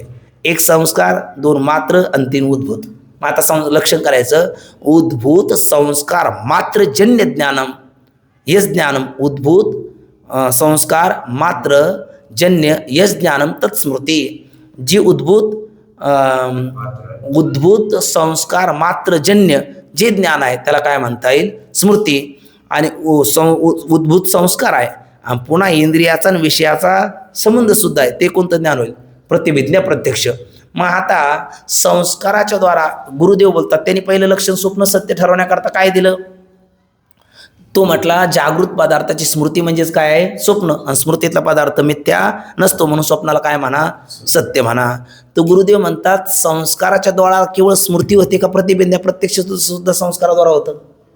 प्रतिभिज्ञा प्रत्यक्ष सुद्धा संस्काराद्वारा होतं. म्हणून स्वप्नातल्या ज्ञानाला फार झालं तर तू प्रतिभिज्ञा प्रत्यक्ष म्हणू शकतो, ते सुद्धा प्रतिभिज्ञा प्रत्यक्ष असेल तर. पण त्याला काय म्हणू शकत नाही? स्मृती म्हणू शकत नाही. तो म्हटलं का म्हणू शकत नाही? म्हणले त्याचं कारण असं आहे का स्मृतीतला पदार्थ सन्मुख नसतो आणि स्वप्नातला पदार्थ सन्मुख दिसतो. आपल्याला ज्या वेळेला स्वप्न पडतं त्या वेळेला स्वप्नामध्ये, आता समजा माझ्या स्वप्नामध्ये एखादा मित्र आला, दुसऱ्या दिवशी त्याला भेटल्या अरे रात्री तू माझ्या स्वप्नात आला होता बरं का, स्वप्नात आपली भेट झाली बरं का, असा तो म्हणतो का स्वप्नात तुझी मला तुझी स्मृती झाली असं म्हणतो? स्वप्नात आपली भेट झाली, स्वप्नात मी तुला पाहिलं असं तो म्हणतो ना. म्हणजे स्मृतीतला पदार्थ प्रत्यक्ष नसतो. स्मृती म्हणजे काय? गतकालात घडून गेलेल्या घटना, स्थळ काळ पदार्थ जे काय असेल त्याच्या आपल्या अंतःकरण पटलावर असणारे संस्कार आणि त्यातले जे उद्भूत संस्कार आहे त्याद्वारा काय होती? अंतःकरणवृत्ती आतल्या त्या पदार्थाचा आकार धारण करते.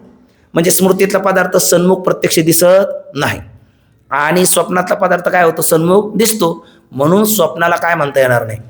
जागृत पदार्थाची स्मृती म्हणून सत्य म्हणा तर ते सत्य म्हणता येणार नाही. पहिलं कारण. बरं, आता त्याच्यामध्ये फरक असा आहे का स्वप्नातले स्वप्न आणि स्मृती ह्या दोन्हीचे जनकसुद्धा वेगवेगळे आहेत. जसं जन्यजनक भाव म्हणतो ना आपण, बापामध्ये आणि लेकामध्ये कोणता संबंध असतो? जन्यजनक भाव संबंध असतो. बाप हा जनक असतो, मुलगा हा जन्य असतो. तसं स्वप्नाचं जनक कोण आहे? सुषुप्ती आहे. स्वप्न कधी पडतं? झोपल्याच्या नंतर पडतं. मग स्वप्नाचं जनक कोण आहे? निद्रा आहे. आणि स्मृतीचं जनक कोण आहे? आपलं स्मृतीचं जनक कोण आहे? संस्कार आहे. मग संस्कारजन्य आहे ती स्मृती, निद्राजन्य आहे ते स्वप्न. दोघांचा जनक सुद्धा काय आहे? भिन्न आहे. प्रत्यक्ष पदार्थ असतो ते स्वप्न आणि आतल्यात पदार्थाचा आकार वृत्ती धारण करते ती स्मृती. मग याही दोरा पाहिलं तर स्वप्न आणि जागृत पदार्थाची स्मृती म्हणजे स्वप्न असं म्हणता येणार नाही. पुन्हा अविद्या वृत्तीजन्य असतं ते कोण आहे? स्वप्न. अंतकरण वृत्तीजन्य असतं ते कोण आहे? स्मृती. वृत्ती त्यांची भिन्न आहे, त्यांचे जनक पुन्हा भिन्न आहे. एक प्रत्यक्ष आहे, एक अंतकरण वृत्ती आतल्या आत आकार धारण करते. चौथी गोष्ट म्हणजे प्रमातृभाष्य आहे, ती आहे स्मृती. कारण व्यवहारदशेमध्ये खोटी ठरत नाही ना, मग ती प्रमातृभाष्य आहे. आणि साक्षी भाष्य आहे कोण? स्वप्न. म्हणजे त्यांचे भाष्यही वेगळे आहेत, वृत्ती वेगळी आहेत, त्यांचे जनकही वेगळे आहेत. एकाचा मध्ये अंतकरण वृत्ती आतल्या आत आकार धारण करते, एकामध्ये समोर प्रत्यक्ष असतो. असे अनेक प्रकारचा फरक आहे कशामध्ये? स्मृतीमध्ये आणि स्वप्नामध्ये. आणि सगळ्यात महत्त्वाची गोष्ट काय असेल तर स्मृतीतला पदार्थ सन्मुख नसतो आणि स्वप्नातला पदार्थ सन्मुख दिसतो. म्हणून जागृत पदार्थाची स्मृती म्हणजे स्वप्न म्हणा आणि म्हणून या हेतूमुळे स्वप्नाला सत्य म्हणा. असं जे तू म्हणतो तर असं म्हणता येणार नाही, असं गुरुदेव त्याला बोलतात. बरं, तू काय म्हणायला लागला? स्वप्नातल्या पदार्थाला काय लागतात? मला वाटतं इथपर्यंत एकदा बघा, म्हणजे मग पुढचं आपल्याला जेवढं होईल तेवढं नियोजित वेळेत आपण पाहूया. आता गुरुदेव बोलतात, वरील 2 कारणाने स्वप्न पदार्थ सत्य ठरणार नाही. कोणत्या 2 कारणाने? तर पहिलं कारण आहे जागृत पदार्थाची स्मृती म्हणजेच कोण? स्वप्न. आणि म्हणून स्वप्नाला सत्य म्हणा. तर हे पहिलं कारण तुझं बरोबर ठरत नाही, या हेतूने स्वप्न सत्य ठरत नाही. ते पहिलं गुरुदेव बोलतात. काय बोलतात बघा, वाचतो. तरंग 6 आहे, परिच्छेद 3 क्रमांकाचा आहे. गुरुदेव म्हणतात, वरील 2 कारणाने स्वप्न पदार्थ सत्य ठरणार नाही. श्री गुरु, स्वप्नातील पदार्थ ज्ञानास स्मृती म्हणता येणार नाही. पहिलं त्याला सांगितलं का स्वप्नातल्या पदार्थ ज्ञानाला काय म्हणता येणार नाही? स्मृती म्हणता येणार नाही. का म्हणता येणार नाही? मुळात स्मृती कशाला म्हणतात हे तू लक्षात घे. ते स्मृतीचं लक्षण करतात. भूतकाली पाहिलेल्या पदार्थाशी वृत्तीचा संबंध न होता केवळ संस्कारापासून, केवळ संस्कारापासून म्हणजे केवळ म्हणजे मात्र, संस्कार मात्र जन्य ज्ञानम स्मृती. मग केवळ संस्कारापासून जे ज्ञान होते त्या स्मृती म्हणतात. भूतकाळात पाहिलेला जो पदार्थ आहे त्याच्याशी वृत्तीचा संबंध होत नाही. म्हणजे वृत्तीचा पदार्थाशी संबंध न होणं म्हणजे काय? अंतकरण वृत्तीने आतल्या त्या पदार्थाचा आकार धारण करणं. बाह्य घटपटादी पदार्थाचा जसा वृत्तीचा पदार्थाच्या एकदेश स्थितीत होतं प्रत्यक्ष होताना, तसं स्मृतीमध्ये होत नाही. स्वप्नामध्ये तसं, स्वप्नामध्ये अंतकरण वृत्ती आतल्या पदार्थाचा आकार धारण करते का? स्वप्नातले पदार्थ दिसतात, आपल्याला दिसतात प्रत्यक्ष. म्हणून स्वप्नातल्या ज्या आपल्या त्या स्वप्नातल्या पदार्थाला जागृत पदार्थाची स्मृती म्हणता येणार नाही. कारण स्मृती म्हणजे काय? भूतकाळात आपण कुठेतरी पाहिलेले, ऐकलेले, ज्याचे काय आपल्याला संस्कार झालेले आहेत, त्या संस्काराच्या द्वारा अंतकरण वृत्तीने आतल्या त्या पदार्थाचा आकार धारण करणं. आपल्याला आता आई गावाकडे आहे, आपण इथे आहे, काहीतरी आईचा विषय निघाला आणि आपली आई समजा एखाद्या साधकाची आई ती वैकुंठवासी झाली आहे. मग काही कारणास्तव काहीतरी आईचा एखादा वक्ता आईबद्दल खूप गोड निरूपण केलं किंवा आईची माऊलीची 1-2 ओव्या डोळ्यासमोर आल्या आणि आईचा स्वभाव, आईचं प्रेम आठवलं तर एकदम त्याचं हृदय भरून येतं, अंतकरण भरून येतं, अक्षरशः डोळ्याला धाराही लागतात. आणि मग एकदर विचारलं, अहो काय एकदम काय झालं? काय नाही हो, आईची काय झाली? स्मृती झाली. मग आईची स्मृती झाली असं जर तो म्हटला तर ती स्मृती खोटी का खरी? खरी आहे. पण खरी जरी आहे तर आई डोळ्यासमोर आहे का? नाही. आई डोळ्यासमोर गावाकडे गेल्याच्या नंतरही आता होणार नाही, कारण आई आता वैकुंठवासी झाली आहे. ती देवा घरी आहे, हा स्वतःच्या घरी आहे, आई डोळ्यासमोर येईल कशी? पण मग आईचा आकार अंतकरण वृत्तीने आतल्या धारण केला, त्यावेळेला आईचं वृत्तीचा संबंध झाला का? नाही. मग ही अशा ज्ञानाला काय म्हणतात? स्मृती. आणि स्वप्नात असं होतं का? नाही. स्वप्नात पदार्थ सन्मुख असतो आणि स्मृतीतला पदार्थ सन्मुख नसतो. म्हणून जागृत पदार्थाची स्मृती स्वप्नाला म्हणता येणार नाही. हे महत्त्वाचं सांगतात. बघा कसं ते बघा, उदाहरण देतात ते. म्हणजे हा हत्ती समोर उभा आहे असे जे स्वप्नातले ज्ञान ते काही नाही, स्मृती नाही. कारण वृत्तीचा संबंध हत्तीशी आहे ना, आणि स्मृतीत वृत्तीचा विषयाशी संबंध नसतो. म्हणून ते प्रत्यक्ष आहे. म्हणजे हा हत्ती समोर उभा आहे म्हणजे वृत्तीचा त्या हत्तीशी संबंध आहे, म्हणून ते ज्ञान म्हणजे स्वप्नातले ज्ञान कसे आहे, प्रत्यक्ष आहे. आणि तसेच स्वप्नामध्ये हा हत्ती पुढे उभा आहे, हा पर्वत आहे, ही नदी आहे, असे प्रत्यक्ष ज्ञान असते. म्हणून त्या स्मृती म्हणता येणार नाही. त्यास म्हणजे कोणास, स्वप्नास काय म्हणता येणार नाही, स्मृती म्हणता येणार. का म्हणता येणार नाही, कारण स्मृतीतला पदार्थ सन्मुख नसतो आणि स्वप्नातला पदार्थ सन्मुख असतो. हे महत्त्वाचं दूषण. याच्या आणखी पर्याय आहेत. सगळ्यात एक त्याला काय म्हणायचं, सगळ्यात तो जर म्हणत असेल जागृत पदार्थाला आपला स्वप्नस्थ पदार्थाला जागृत पदार्थाची स्मृती म्हणा, तर आपण त्याला पहिले विचारायचं, बाबा स्मृतीतला पदार्थ सन्मुख असतो का? तो उत्तर काय देणार, नाही. मग स्वप्नस्थ पदार्थाला जागृत पदार्थाची स्मृती म्हणता येणार नाही, कारण स्मृतीतला पदार्थ सन्मुख नसतो आणि स्वप्नातले पदार्थ सन्मुख असतात. म्हणून स्वप्न काही नाही, जागृत पदार्थाची स्मृती नाही. मग काय आहे, स्वप्न प्रत्यक्ष आहे. मग कोणतं प्रत्यक्ष आहे, ते अभिज्ञ रूप असेल किंवा प्रतिभिज्ञ रूप असेल. प्रथमताच आपण पाहत असेल तर अभिज्ञ रूप प्रत्यक्ष आहे, आणि पूर्वीचे संस्कार पुन्हा पाहत असेल तर प्रतिभिज्ञ रूप प्रत्यक्ष आहे. माऊली पांडुरंगाला पाहतात त्यांना कोणतं प्रत्यक्ष आहे, प्रतिभिज्ञ प्रत्यक्ष आहे. कारण तो हा विठ्ठल बरोबर, तो हरी श्रीहरी पाहायला डोळे बरी. आणि एखादा भक्त प्रथमताच पाहत असेल तर त्याला ते अभिज्ञ रूप प्रत्यक्ष आहे, पण काय नाही, स्मृती नाही. ठीक ना. आता बोलतात बघा, ते अभिज्ञ आणि प्रतिभिज्ञा हे जे बोलणं आहेत. आता वरचं जे एक प्रकारचं अनुभूती झाली, अनुभूतीने खंडन केलं. जागृत पदार्थाला आपलं स्वप्न पदार्थाला जागृत पदार्थाची स्मृती का म्हणता येत नाही, कारण आपला अनुभव आहे, स्मृतीतला पदार्थ सन्मुख नसतो आणि स्वप्नातला पदार्थ सन्मुख दिसतो. आता दुसरं कारण देतात, ही युक्ती आहे. काय म्हणतात बघा, शिवाय जागृतीत ज्याचे ज्ञान असते त्याचे स्वप्नात ज्ञान होते असा काही नियम नाही. का बरं असा नियम नाही, म्हणजे शिवाय जागृतीत ज्याचे ज्ञान असतो, काय म्हटलं, जागृतीत आपल्याला ज्याचं ज्ञान असतं त्याचीच आपल्याला काय होते, स्मृती होते. म्हणून स्वप्नातल्या पदार्थात सत्य म्हणा, असं काही नियम नाही. त्याला म्हटलेलं आहे, एक श्रुतीच आहे, अनुभूतिश्च अननुभूतिश्च इति स्वप्न. स्वप्नामध्ये अनुभवलेले पदार्थही येतात आणि न अनुभवलेले देखील येतात.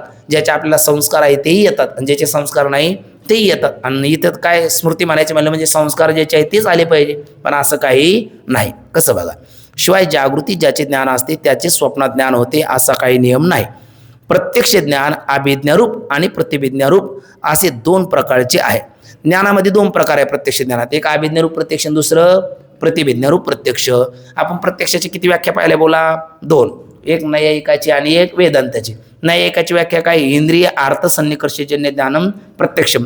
पण ही व्याख्या अर्धवट आहे असं आपण म्हणालो का, कारण या ज्ञानाने एकतर आतल्या मनाधिकाचं प्रत्यक्ष कधी होणार नाही आणि ब्रह्म अमूर्त असल्यामुळे त्याचंही कधी प्रत्यक्ष होणार नाही. याचा अर्थ ब्रह्मज्ञान होणारच नाही आणि ब्रह्मज्ञान वाचून तर मुक्ती नाही. म्हणून नैयायिकाची व्याख्या पूर्णतः सिद्धांत म्हणून सिद्धांताला स्वीकारता येत नाही. म्हणून निर्दुष्ट व्याख्या कोणती आहे, इंद्रियाचा संबंध असो अगर नसो, वृत्ती आणि विषय हे दोन एका देशात आले का त्याद्वारा होणारं जे ज्ञान आहे त्याला प्रत्यक्ष असं म्हणतात. अंतकर्मवृत्ती आणि विषयाचं एकदेश स्थितित्व हे प्रत्यक्ष ज्ञानाला कारण आहे अशी वेदांताची व्याख्या. पण इथे आता तूर्त काय बोलतात बघा, प्रत्यक्ष ज्ञानामध्ये किती प्रकार, दोन प्रकार. एक अभिज्ञारूप प्रत्यक्ष म्हणजे प्रथमताच पाहणं, दोन प्रतिभिज्ञारूप प्रत्यक्ष म्हणजे पूर्वीचे संस्कार आणि पुन्हा वृत्तीचं विषयाचे एक देश स्थितित्व. असे दोन प्रकार आहेत. त्यातले ठळक लक्षण करतात बघा. पहिला प्रकार अभिज्ञारूप प्रत्यक्ष म्हणजे काय, वृत्तीचा पदार्थाशी संबंध होऊन जे ज्ञान होते, पण ते आपणच मनाने घ्यायचं प्रथमताच. वृत्तीचा पदार्थाशी संबंध होऊन प्रथमताच जे ज्ञान होते ते कोणते, अभिज्ञारूप प्रत्यक्ष म्हणावे. आणि प्रतिभिज्ञारूप प्रत्यक्ष कोणते, पूर्व ज्ञान संस्कारापासून म्हणजे पूर्वीचे संस्कार सुद्धा आहे आणि पुन्हा आता इंद्रिय संबंधापासून म्हणजे इंद्रियाच्या द्वारा अंतकर्वृत्ती पदार्थापर्यंत गेलेली आहे. म्हणजे पूर्वीचे संस्कार पण आहे आणि इंद्रियाच्या द्वारा वृत्ती आणि पदार्थाचे एक स्थितीत पण झालेलं आहे. तोच हा, असा तो आता बोलत आहे, तो हा विठ्ठल बरवा. तर हे पूर्व ज्ञान संस्कारापासून आणि इंद्रिय संबंधापासून जे ज्ञान होते त्या ज्ञानास प्रतिभिज्ञारूप प्रत्यक्ष म्हणावे. म्हणजे संस्कृत विचारसागरामधली व्याख्या आहे, तत्ता इदांता अवगाही यस ज्ञानम तत् प्रतिभिज्ञा प्रत्यक्षम. तत्ता इदांता म्हणजे तो हा, म्हणजे तो हा म्हणताना तो म्हणजे दूरदेश, हा म्हणताना समीप देश, तो म्हणजे भूतकाल, हा म्हणताना वर्तमान काल, तो म्हणताना त्यावेळेला आता त्या तो म्हणताना सध्याला त्याची परोक्षता आहे आणि हा म्हणताना इथे काय अपरोक्षता आहे. मग त्यावेळेला तो विरोधी भागाचा तद्देश तद्देश तद्देश तत्काल तत्काल परोक्षता अपरोक्षता या भागाचा त्याग करायचा आणि फक्त जे समोर ज्याच्याबद्दल बोलतो तेवढ्या पिंडाचंच मात्र ग्रहण करायचं. ही एक प्रकारची लक्षणाच्या बाबतीत बोलायचं झालं तर पुढे येणार हीच झाली एक प्रकारची कोणती लक्षणा, भागत्याग लक्षणा. आणि इथे त्याला काय म्हणतात, तूर्ताता प्रतिभिज्ञा प्रत्यक्ष. बघा, पूर्वज्ञान संस्कारापासून आणि इंद्रिय संबंधापासून जे ज्ञान होते त्या ज्ञानास प्रतिभिज्ञारूप प्रत्यक्ष म्हणावे. जसा पूर्वी पाहिलेला हत्ती तोच हा काय आहे, हत्ती आहे, असे ज्ञान होते. आता आपण बघा एखाद्या वेळेला शेगावला गेलो आणि कालांतराने ती पालखी चालली ना आपली कुठंतरी भेट झाली तर आपण लगेच म्हणणार अहो हा तोच हत्ती. मग आपला मित्र विचारतो तोच म्हणजे, अहो म्हटले जो आम्ही शेवगावला गेलो होतो ना गजानन बाबाच्या दर्शनाला तिथे आम्ही जो पाहिला ना तोच हाय. पण मग तोच हाय हे जो म्हणतो ना त्याला प्रतिभिज्ञारूप प्रत्यक्ष आहे.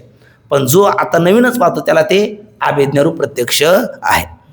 मग आता तोच हा हत्ती आहे असे जे ज्ञान होते ते प्रतिभिज्ञा प्रत्यक्ष कसे ते बघा. यात पूर्व हस्ती ज्ञानाचा काय आहे, पूर्वीचा त्याला संस्कार आहे आणि हत्तीशी नेत्राचा म्हणजे नेत्राद्वारा इंद्रियाचा आपला वृत्तीचा काय आहे पुन्हा एक संबंध आहे. म्हणून हे प्रत्यक्ष प्रतिभिज्ञेचे हेतू दोन गोष्टी आहेत. प्रत्येक प्रतिभिज्ञारूप प्रत्यक्षाला दोन गोष्टी कोणते हेतू लागतात, एक पूर्वीचे संस्कार लागतात आणि वृत्तीचा विषयाशी पुन्हा संबंध लागतो. आणि या दोन्ही गोष्टींनी होणारं ज्ञान असेल तर त्याला प्रतिभिज्ञारूप प्रत्यक्ष म्हणतात. आणि वृत्तीचा विषयाशी संबंध होऊन प्रथमता ज्ञान होत असेल, पूर्वीचे संस्कार नसेल तर त्याला अभिज्ञारूप प्रत्यक्ष म्हणतात. आणि वृत्तीचा विषयाशी संबंध नाही, अंतःकरण वृत्ती आतल्याच संस्काराद्वारा एखाद्या पदार्थाचा आकार धारण करत असेल तर त्यालाच स्मृती ज्ञान म्हणतात. आणि स्मृती ज्ञानातला पदार्थ सन्मुख नसतो आणि स्वप्नातला पदार्थ सन्मुख दिसतो असतो. म्हणून स्वप्नाला काय म्हणता येणार नाही, जागृत पदार्थाची स्मृती म्हणता येणार नाही ते सांगतात. आणि म्हणून संस्कारजन्य ज्ञानापासून फक्त स्मृतीच होते असं काय आहे आपलं त्याला म्हणतात असा काही नियम नाही. म्हणजे संस्कारापासून केवळ स्मृतीच होते असं नाही, तर संस्कारापासून काय होतं, एक तिसरं ज्ञान आहे अभिज्ञा प्रतिभिज्ञा आणि स्मृती. तर संस्कार म्हणजे संस्कार कोणत्या दोन ज्ञानामध्ये आहे, आता स्मृती ज्ञानामध्ये सुद्धा संस्कार आहे आणि प्रतिभिज्ञा ज्ञानामध्ये सुद्धा काय आहे, संस्कार आहे. कारण संस्कार मात्रजन्य ज्ञान ते कोण आहे, स्मृती. आणि संस्कारासहित वृत्तीचा विषयाशी संबंध असेल तर ते प्रतिभिज्ञारूप प्रत्यक्ष आहे. आणि पूर्वीचे संस्कार नाही, फक्त वृत्तीचं आणि विषयाचं एक स्थितित्व असेल तर ते अभिज्ञारूप प्रत्यक्ष आहे. मग बोला बरं, संस्कारापासून केवळ स्मृतीच होते का प्रतिभिज्ञा पण होते? प्रतिभिज्ञा पण होते. म्हणून स्वप्नाला फार झालं तर तू काय म्हणू शकतो, प्रतिभिज्ञा म्हणू शकतो. कारण प्रतिभिज्ञेमध्ये सुद्धा पदार्थाशी वृत्तीचा संबंध आहे, म्हणजे पदार्थ सन्मुख आहे आणि स्मृतीत पदार्थ सन्मुख नाही. म्हणून स्वप्नाला फार झालं तर तुला प्रतिभिज्ञारूप प्रत्यक्ष म्हणता येईल किंवा अभिज्ञारूप प्रत्यक्ष म्हणता येईल, पण काय म्हणता येणार नाही, स्मृती म्हणता येणार नाही. का तर स्मृतीतला पदार्थ सन्मुख नसतो आणि स्वप्नातला पदार्थ सन्मुख दिसतो, हे त्यातलं प्रबल दूषण देतात बघा.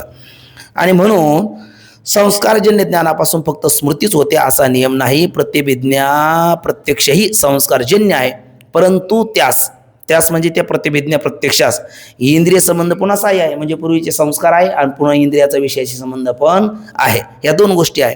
इंद्रिय संबंधाशिवाय अलग स्मृती करता, इंद्रिय संबंधाशिवाय फक्त म्हणजेच मात्र संस्कारजन्य म्हणजे ते कोणते संस्कार, जिवंत संस्कार म्हणजे उद्भूत संस्कार, जागृत संस्कार म्हणजे फक्त उद्भूत संस्कारजन्य संस्कारापासूनच जे ज्ञान होते त्यास काय म्हणतात, स्मृती असं म्हणतात. म्हणजे ज्ञानाचे आता 3 प्रकार झाले. स्मृती ज्ञान म्हणजे मुख्य 2, स्मृती आणि प्रत्यक्ष. प्रत्यक्षामध्ये 2 प्रकार, प्रत्यक्षामध्ये 2 प्रकार, अभिज्ञा आणि प्रतिभिज्ञा. मग स्वप्नामध्ये हस्त्याधिकाचे ज्ञान कसे नाही, संस्कारजन्य नाही. आता हे जनक त्यांचे आपण म्हणू ना, पहिला फरक काय, सन्मुख पदार्थ आहे तो कोणत्या ज्ञानात बोला, प्रतिभिज्ञा प्रत्यक्ष किंवा अभिज्ञा प्रत्यक्ष ज्ञानामध्ये पदार्थ सन्मुख आहे. आणि कोणत्या ज्ञानामध्ये पदार्थ सन्मुख नाही, स्मृती ज्ञानामध्ये पदार्थ सन्मुख नाही. आणि स्वप्नातले पदार्थ कसे असतात, सन्मुख असतात, प्रत्यक्ष असतात. म्हणून जागृत पदार्थाची स्मृती स्वप्नाला म्हणता येणार नाही. दुसरं कशाच्या म्हणजे स्मृती ज्ञान कशाच्या द्वारा जन्माला येतं, संस्काराच्या द्वारा आहे ना. आणि स्वप्न कशामुळे प्रत्यक्ष होतं, निद्रेच्या द्वारा. म्हणजे निद्राजन्य जे आहे ते कोण आहे, स्वप्न आहे. आणि संस्कारजन्य आहे ती कोण आहे, स्मृती आहे. म्हणून दोघांचे जनक सुद्धा काय आहे, भिन्न आहे, ते आता सांगतात बघा. आणि निद्रादोषजन्य आहे कोण, स्वप्न. बघा, स्वप्नामध्ये हस्त्याधिकाचे ज्ञान संस्कारजन्य नाही, मग कसे आहे, निद्रारूप दोषजन्य आहे, ठीक ना, निद्राजन्य आहे ते स्वप्न. हास्त्यादिकाप्रमाणे स्वप्नात कल्पित इंद्रिय आहेत. आता एखादं म्हणलं इंद्रियजन्य कसं काय, स्वप्न कुठे इंद्रियजन्य आहे? आता हे इंद्रिय तर त्यावेळेला निश्चित पडलेले आहेत आणि स्वप्नात तर पाहतो, मग इंद्रियजन्य कसं म्हणायचं? अरे बाबा, हे इंद्रियजन्य जरी तिथे नसले तरी कल्पित इंद्रिय आहेत ना तिथे. स्वप्नातले पदार्थ जसे कल्पित आहे तसे तिथले इंद्रिय सुद्धा काय कल्पित आहे. मग कल्पित का होईना इंद्रिय तिथे आहे, म्हणजे स्वप्नातले पदार्थ कसे आहेत, इंद्रियजन्य आहे. आणि स्मृतीतले पदार्थ काय नाही, इंद्रियजन्य नाही, ते संस्कारजन्य आहे ना. म्हणजे बघा, सन्मुख आहे कुठला पदार्थ बोला, स्वप्नातला पदार्थ आहे ना. आणि त्यात वृत्तीने धारण करला ते कोण, स्मृती. निद्राजन्य आहे ते कोण, स्वप्न. आणि संस्कारजन्य आहे ती कोण, स्मृती. आणि इंद्रियाचा विषयाशी संबंध आहे ते कोण, स्वप्न. आणि इंद्रियाचा विषयाशी संबंध नाही ते कोण, स्मृती. बरोबर ना. आता हे तीन भेद तर आपल्याला लक्षात आले. आता पुढे काय बोलतात बघा. हास्यादीपकाप्रमाणे स्वप्नात कल्पित इंद्रिय आहेत म्हणून त्यांचे ज्ञान इंद्रियजन्य आहे, जरी स्वप्न पदार्थ साक्षीभाष्य आहेत, इंद्रियजन्य ज्ञानाचे विषय नाहीत, हे खरे आहेत. आता इथे काय म्हणतात, इथे बारकावा दिला आहे, जरी स्वप्न पदार्थ हे साक्षीभाष्य आहे, इंद्रियजन्य नाही. आपल्याकडे मागे दोन भाष्य चौथ्या तरंगात होऊन गेलेले आहेत. याही तरंगात थोडासा विचार मागे होऊन गेलेले आहेत. एक प्रमातृभाष्य आणि दुसरं साक्षीभाष्य. आता प्रमातृभाष्य कशाला म्हणतात आणि साक्षीभाष्य कशाला म्हणतात? तर ज्या पदार्थाचा व्यवहार दशेमध्ये बाध होत नाही, ज्या ज्ञानाचा, त्याला वेदांतामध्ये आपलं प्रमातृभाष्य असं म्हणतात. अंतकरण वृत्तीचं ज्ञान म्हणतात आणि प्रमातृभाष्य असं म्हणतात. आणि ज्या पदार्थाचा, ज्या ज्ञानाचा व्यवहार दशेमध्ये बाध होतो, ब्रह्मज्ञान वाचून बाध होतो, तर त्या ज्ञानाला ते अविद्या वृत्तीचं ज्ञान आणि साक्षीभाष्य असं म्हणतात. मग स्वप्न खोटं ठरण्याकरता आपल्याला ब्रह्मज्ञान लागतं का? नाही. ज्ञानदेव म्हणे पाहता पाहिले, स्वप्नीची चेले जाईल रे. मग स्वप्नातले पदार्थ हे इंद्रियजन्य आहे का अविद्यावृत्तीजन्य आहे? अविद्यावृत्तीजन्य आहे ना. आणि साक्षीभाष्य आहे, मग अविद्यावृत्तीजन्य आहे, साक्षीभाष्य आहे, म्हणून ते काही जन्य नाही, इंद्रियजन्य नाही. आणि मग आता तुम्ही काय म्हणला, स्मृती इंद्रियजन्य नाही आणि स्वप्न पदार्थ इंद्रियजन्य आहे, असं तुम्ही कसं म्हणला आहे ना. असं एखादा शंका घेऊ शकतो. तर त्याच्याकरता हे उत्तर दिलं बघा. जरी स्वप्न पदार्थ साक्षीभाष्य आहेत, इंद्रियजन्य ज्ञानाचे विषय नाहीत, हे खरे आहे, मग तरी तुम्ही काय म्हटला स्वप्नातले पदार्थ इंद्रियजन्य आहे? त्याचं उत्तर देतात, तथापि असं जरी असलं तर अविवेकाच्या दृष्टीने स्वप्नाचे ज्ञान इंद्रियजन्य आहे असे आम्ही म्हटले आहे. आधी ते अविवेकाच्या दृष्टीने बोलले, मग इथला अविवेकी कोणता आहे ना. तर याचं उत्तर संस्कृत विचारसागरामध्ये दिलं. अविवेकी कोणता आहे? ज्याला साक्षीभाष्य आणि प्रमातृभाष्य याच्यातला भेद कळत नाही, आहे ना. व्यवहारदशेमध्ये खोटं म्हणजे तीन सत्तेचा विचार ज्याच्या समोर नाही, दोन वृत्तीचा अविद्यावृत्ती अंतकरण वृत्ती याच्यातला भेद कळत नाही, आणि प्रमातृभाष्य साक्षीभाष्य याच्यातला भेद कळत नाही, त्याच्या दृष्टीने आम्ही स्वप्नातले पदार्थ इंद्रियजन्य म्हटलो. म्हणून हे अविवेकाच्या दृष्टीने. हा अविवेकी कोणता घ्यायचा? ज्याला प्रमातृभाष्य साक्षी भाष्यातला भेद नाही. कारण प्रमातृभाष्य म्हणलं तर ते कोणत्या वृत्तीचं ज्ञान असतं? अंतकरण वृत्तीचं ज्ञान असतं. आणि साक्षी भाष्य म्हणलं तर अविद्या वृत्तीचं ज्ञान असतं. मग स्वप्नातले पदार्थ साक्षी भाष्य का प्रमातृभाष्य? बोला, साक्षी भाष्य आहे, कारण ते व्यवहारामध्ये खोटे ठरतात. म्हणून ते कोणत्या वृत्तीचं ज्ञान नाही, अंतकरण वृत्तीचं ज्ञान नाही. कोणत्या वृत्तीचं आहे? अविद्या वृत्तीचं आहे. आणि आताच तुम्ही त्याला कोणते जन्य मानला? अंतकरण वृत्तीजन्य मानला. आणि स्मृतीला अंतकरण वृत्तीजन्य म्हटला नाही, फरक दाखवण्याकरता. पण हे आमचं बोलणं जरा प्रौढीवादाने आहे किंवा अविवेकाच्या दृष्टीने आहे. प्रौढीवाद शब्दाचा अर्थ आणि आपल्याला जे मत मान्य नाही ते मत सुद्धा थोडक्यामध्ये स्वीकारणं आणि समोरच्याची चूक त्याच्या लक्षात आणून देणं, याला प्रौढीवाद म्हणतात. तसं आम्ही प्रौढीवादाने बोललेलो आहोत किंवा आम्ही या ठिकाणी अविवेकाच्या दृष्टीने बोललेलो आहोत. ज्याला साक्षी भाष्य प्रमातृभाष्य हा भेद माहिती नाही, त्याच्या दृष्टीने स्वप्न जागृत पदार्थाची स्मृती होऊ शकत नाही, हे कळण्याकरता आमचं सध्याला निरूपण चालू आहे. इथलं प्रधान विषय साक्षी भाष्य प्रमातृभाष्य हा विषय प्रधान आहे का स्मृती ज्ञान आणि स्वप्न ज्ञान हा प्रधान विषय आहे? स्मृती ज्ञान आणि स्वप्न ज्ञान हा प्रधान विषय, आणि त्याच्यातला फरक कळावा. आणि त्यात जागृत पदार्थ स्वप्न पदार्थ म्हणजे जागृत पदार्थाची स्मृती नाही कसं हे लक्षात यावं. म्हणून आम्ही तितक्या पुरतं बोललो. तरी आम्हाला माहिती एखादा जाणता स्वतः शंका घेऊ शकतो, मग ती शंका येऊ नये म्हणून आम्ही हे स्वप्न पदार्थ इंद्रियजन्य आहे असं आम्हाला मान्य आहे असं नाही. आम्ही त्याला ते साक्षी भाष्य असल्यामुळे अविद्यावृत्तीजन्यच मानतो. पण तरीही ज्याला प्रमातृभाष्य साक्षी भाष्य अंतकरण वृत्ती अविद्यावृत्ती याच्यातला भेद कळत नाही असा जो पुरुष या ठिकाणी कोण आहे? अविवेकी आहे. त्याच्या दृष्टीने आम्ही हे बोललेलो आहेत. मग तूर्त आता अविवेकाच्या दृष्टीने बोललो म्हटलं तर किती फरक आम्ही केलेत? 3 फरक केले. पहिला, स्मृतीतला पदार्थ सन्मुख नसतो, स्वप्नातला पदार्थ सन्मुख दिसतो. दुसरा, स्मृती संस्कारजन्य आहे, स्वप्न निद्राजन्य आहे. आणि तिसरा, अविवेकाच्या दृष्टीचं स्पष्टीकरण, स्वप्न पदार्थ काय आहेत तर ते इंद्रियजन्य आहेत आणि स्मृती इंद्रियजन्य नाही. म्हणून जागृत पदार्थाची स्मृती स्वप्नाला म्हणता येणार नाही आणि या कारणाने स्वप्न सत्य ठरणार नाही. ठीक ना? इथपर्यंत झालं. आता या सर्व विचाराने जागृत पदार्थाची स्मृती स्वप्नात होत नाही. आता बाबा वाजले किती? 5 वाजले? अरे बापरे, 1-2 मिनटं द्या फक्त. बघा, शिवाय पुरुष जागा झाल्यावर आता जाऊ द्या, आपला आता अनुभव देतात आणखी जवळचा. प्रत्येक जण जागा झाल्याच्या नंतर तो काय म्हणतो? मी स्वप्न पदार्थ, म्हणजे समजा कल्पना करा तुम्ही माझ्या स्वप्नात आले, रात्री स्वप्नात आले आणि दुसऱ्या दिवशी भेट झाल्या मी काय म्हटलं पाहिजे? अहो रात्री मला तुमची स्वप्नात स्मृती झाली. कारण जागृत पदार्थाची स्मृती म्हणजे स्वप्न आहे ना त्याच्यामध्ये, मग स्मृती झाली असं म्हणायला पाहिजे. पण असं कोणी म्हणतो का? तो म्हणतो रात्री तुम्ही स्वप्नात आपली भेट झाली, स्वप्नात मी तुम्हाला पाहिलं, म्हणजे प्रत्यक्ष पाहिलं असंच म्हणतो ना. याचाच अर्थ काय? स्मृतीतला पदार्थ सन्मुख नसतो, स्वप्नातला पदार्थ सन्मुख दिसतो. हा आपला काय सगळ्यांचा अनुभव आहे आणि अनुभवाचा आपला निषेध करता येत नाही, ते सांगताना बोलतात. शिवाय पुरुष जागा झाल्यावर असे म्हणतो की स्वप्नात मी हस्त्याधिक पदार्थ प्रत्यक्ष पाहिले. जर स्वप्न स्मृती असेल तर स्वप्नात मला हस्त्याधिकाचे काय झाले म्हटले पाहिजे? त्याने स्मरण झाले होते असे म्हटले, असे म्हणाले पाहिजे. पण तसे तर कोणी म्हणत नाही. म्हणून जागृत पदार्थाची स्वप्नात स्मृती नाही.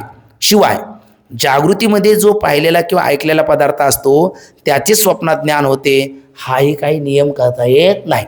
जागृतीत आपण जे पदार्थ पाहिलेले आहे किंवा ऐकलेले आहेत, माऊली म्हणतात, जागता जो असे जेणे ध्याने भावना भावे जे, डोळा लागत खेळ देखीचे त्याची स्वप्ने.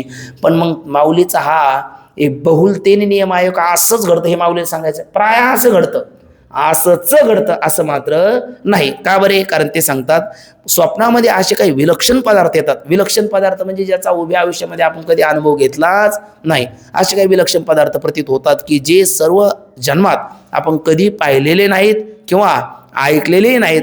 म्हणून त्यांचे स्वप्नातील ज्ञान काय नाही? स्मृती नाही. असं म्हटल्याच्या नंतर शिष्य पुन्हा 2 शंका घेतो, पुन्हा ते 2 शंकेचं उत्तर देतात आणि मग त्याच्या लक्षात येतं का स्वप्न पदार्थ काय नाही? जागृत पदार्थाची स्मृती नाही. पण तो म्हणतो स्वप्न सत्य ठरवण्याकरता मी एकच हेतू दिला का? नाही, मी दुसरा हेतू दिला आहे. सूक्ष्मदेह स्थूल द्यायला सोडून बाहेर जातो, गिरी समुद्राधिक पाहतो आणि म्हणून तरी स्वप्नाला सत्य म्हणा. तर याचं थोडंसं विचिंतन आणखी याच मुद्द्याचं आणि दुसऱ्या मुद्द्याचं चिंतन येतं, तर तो विचार आपण नंतर पाहूया. पुंडलिक वरदारी विठ्ठल, श्री ज्ञानदेव तुकाराम, पंढरीनाथ भगवान की जय, माऊली ज्ञानेश्वर महाराज की जय, जगद्गुरु तुकाराम महाराज की जय, सद्गुरु जोग महाराज की जय. ज्ञानदेव तुकाराम.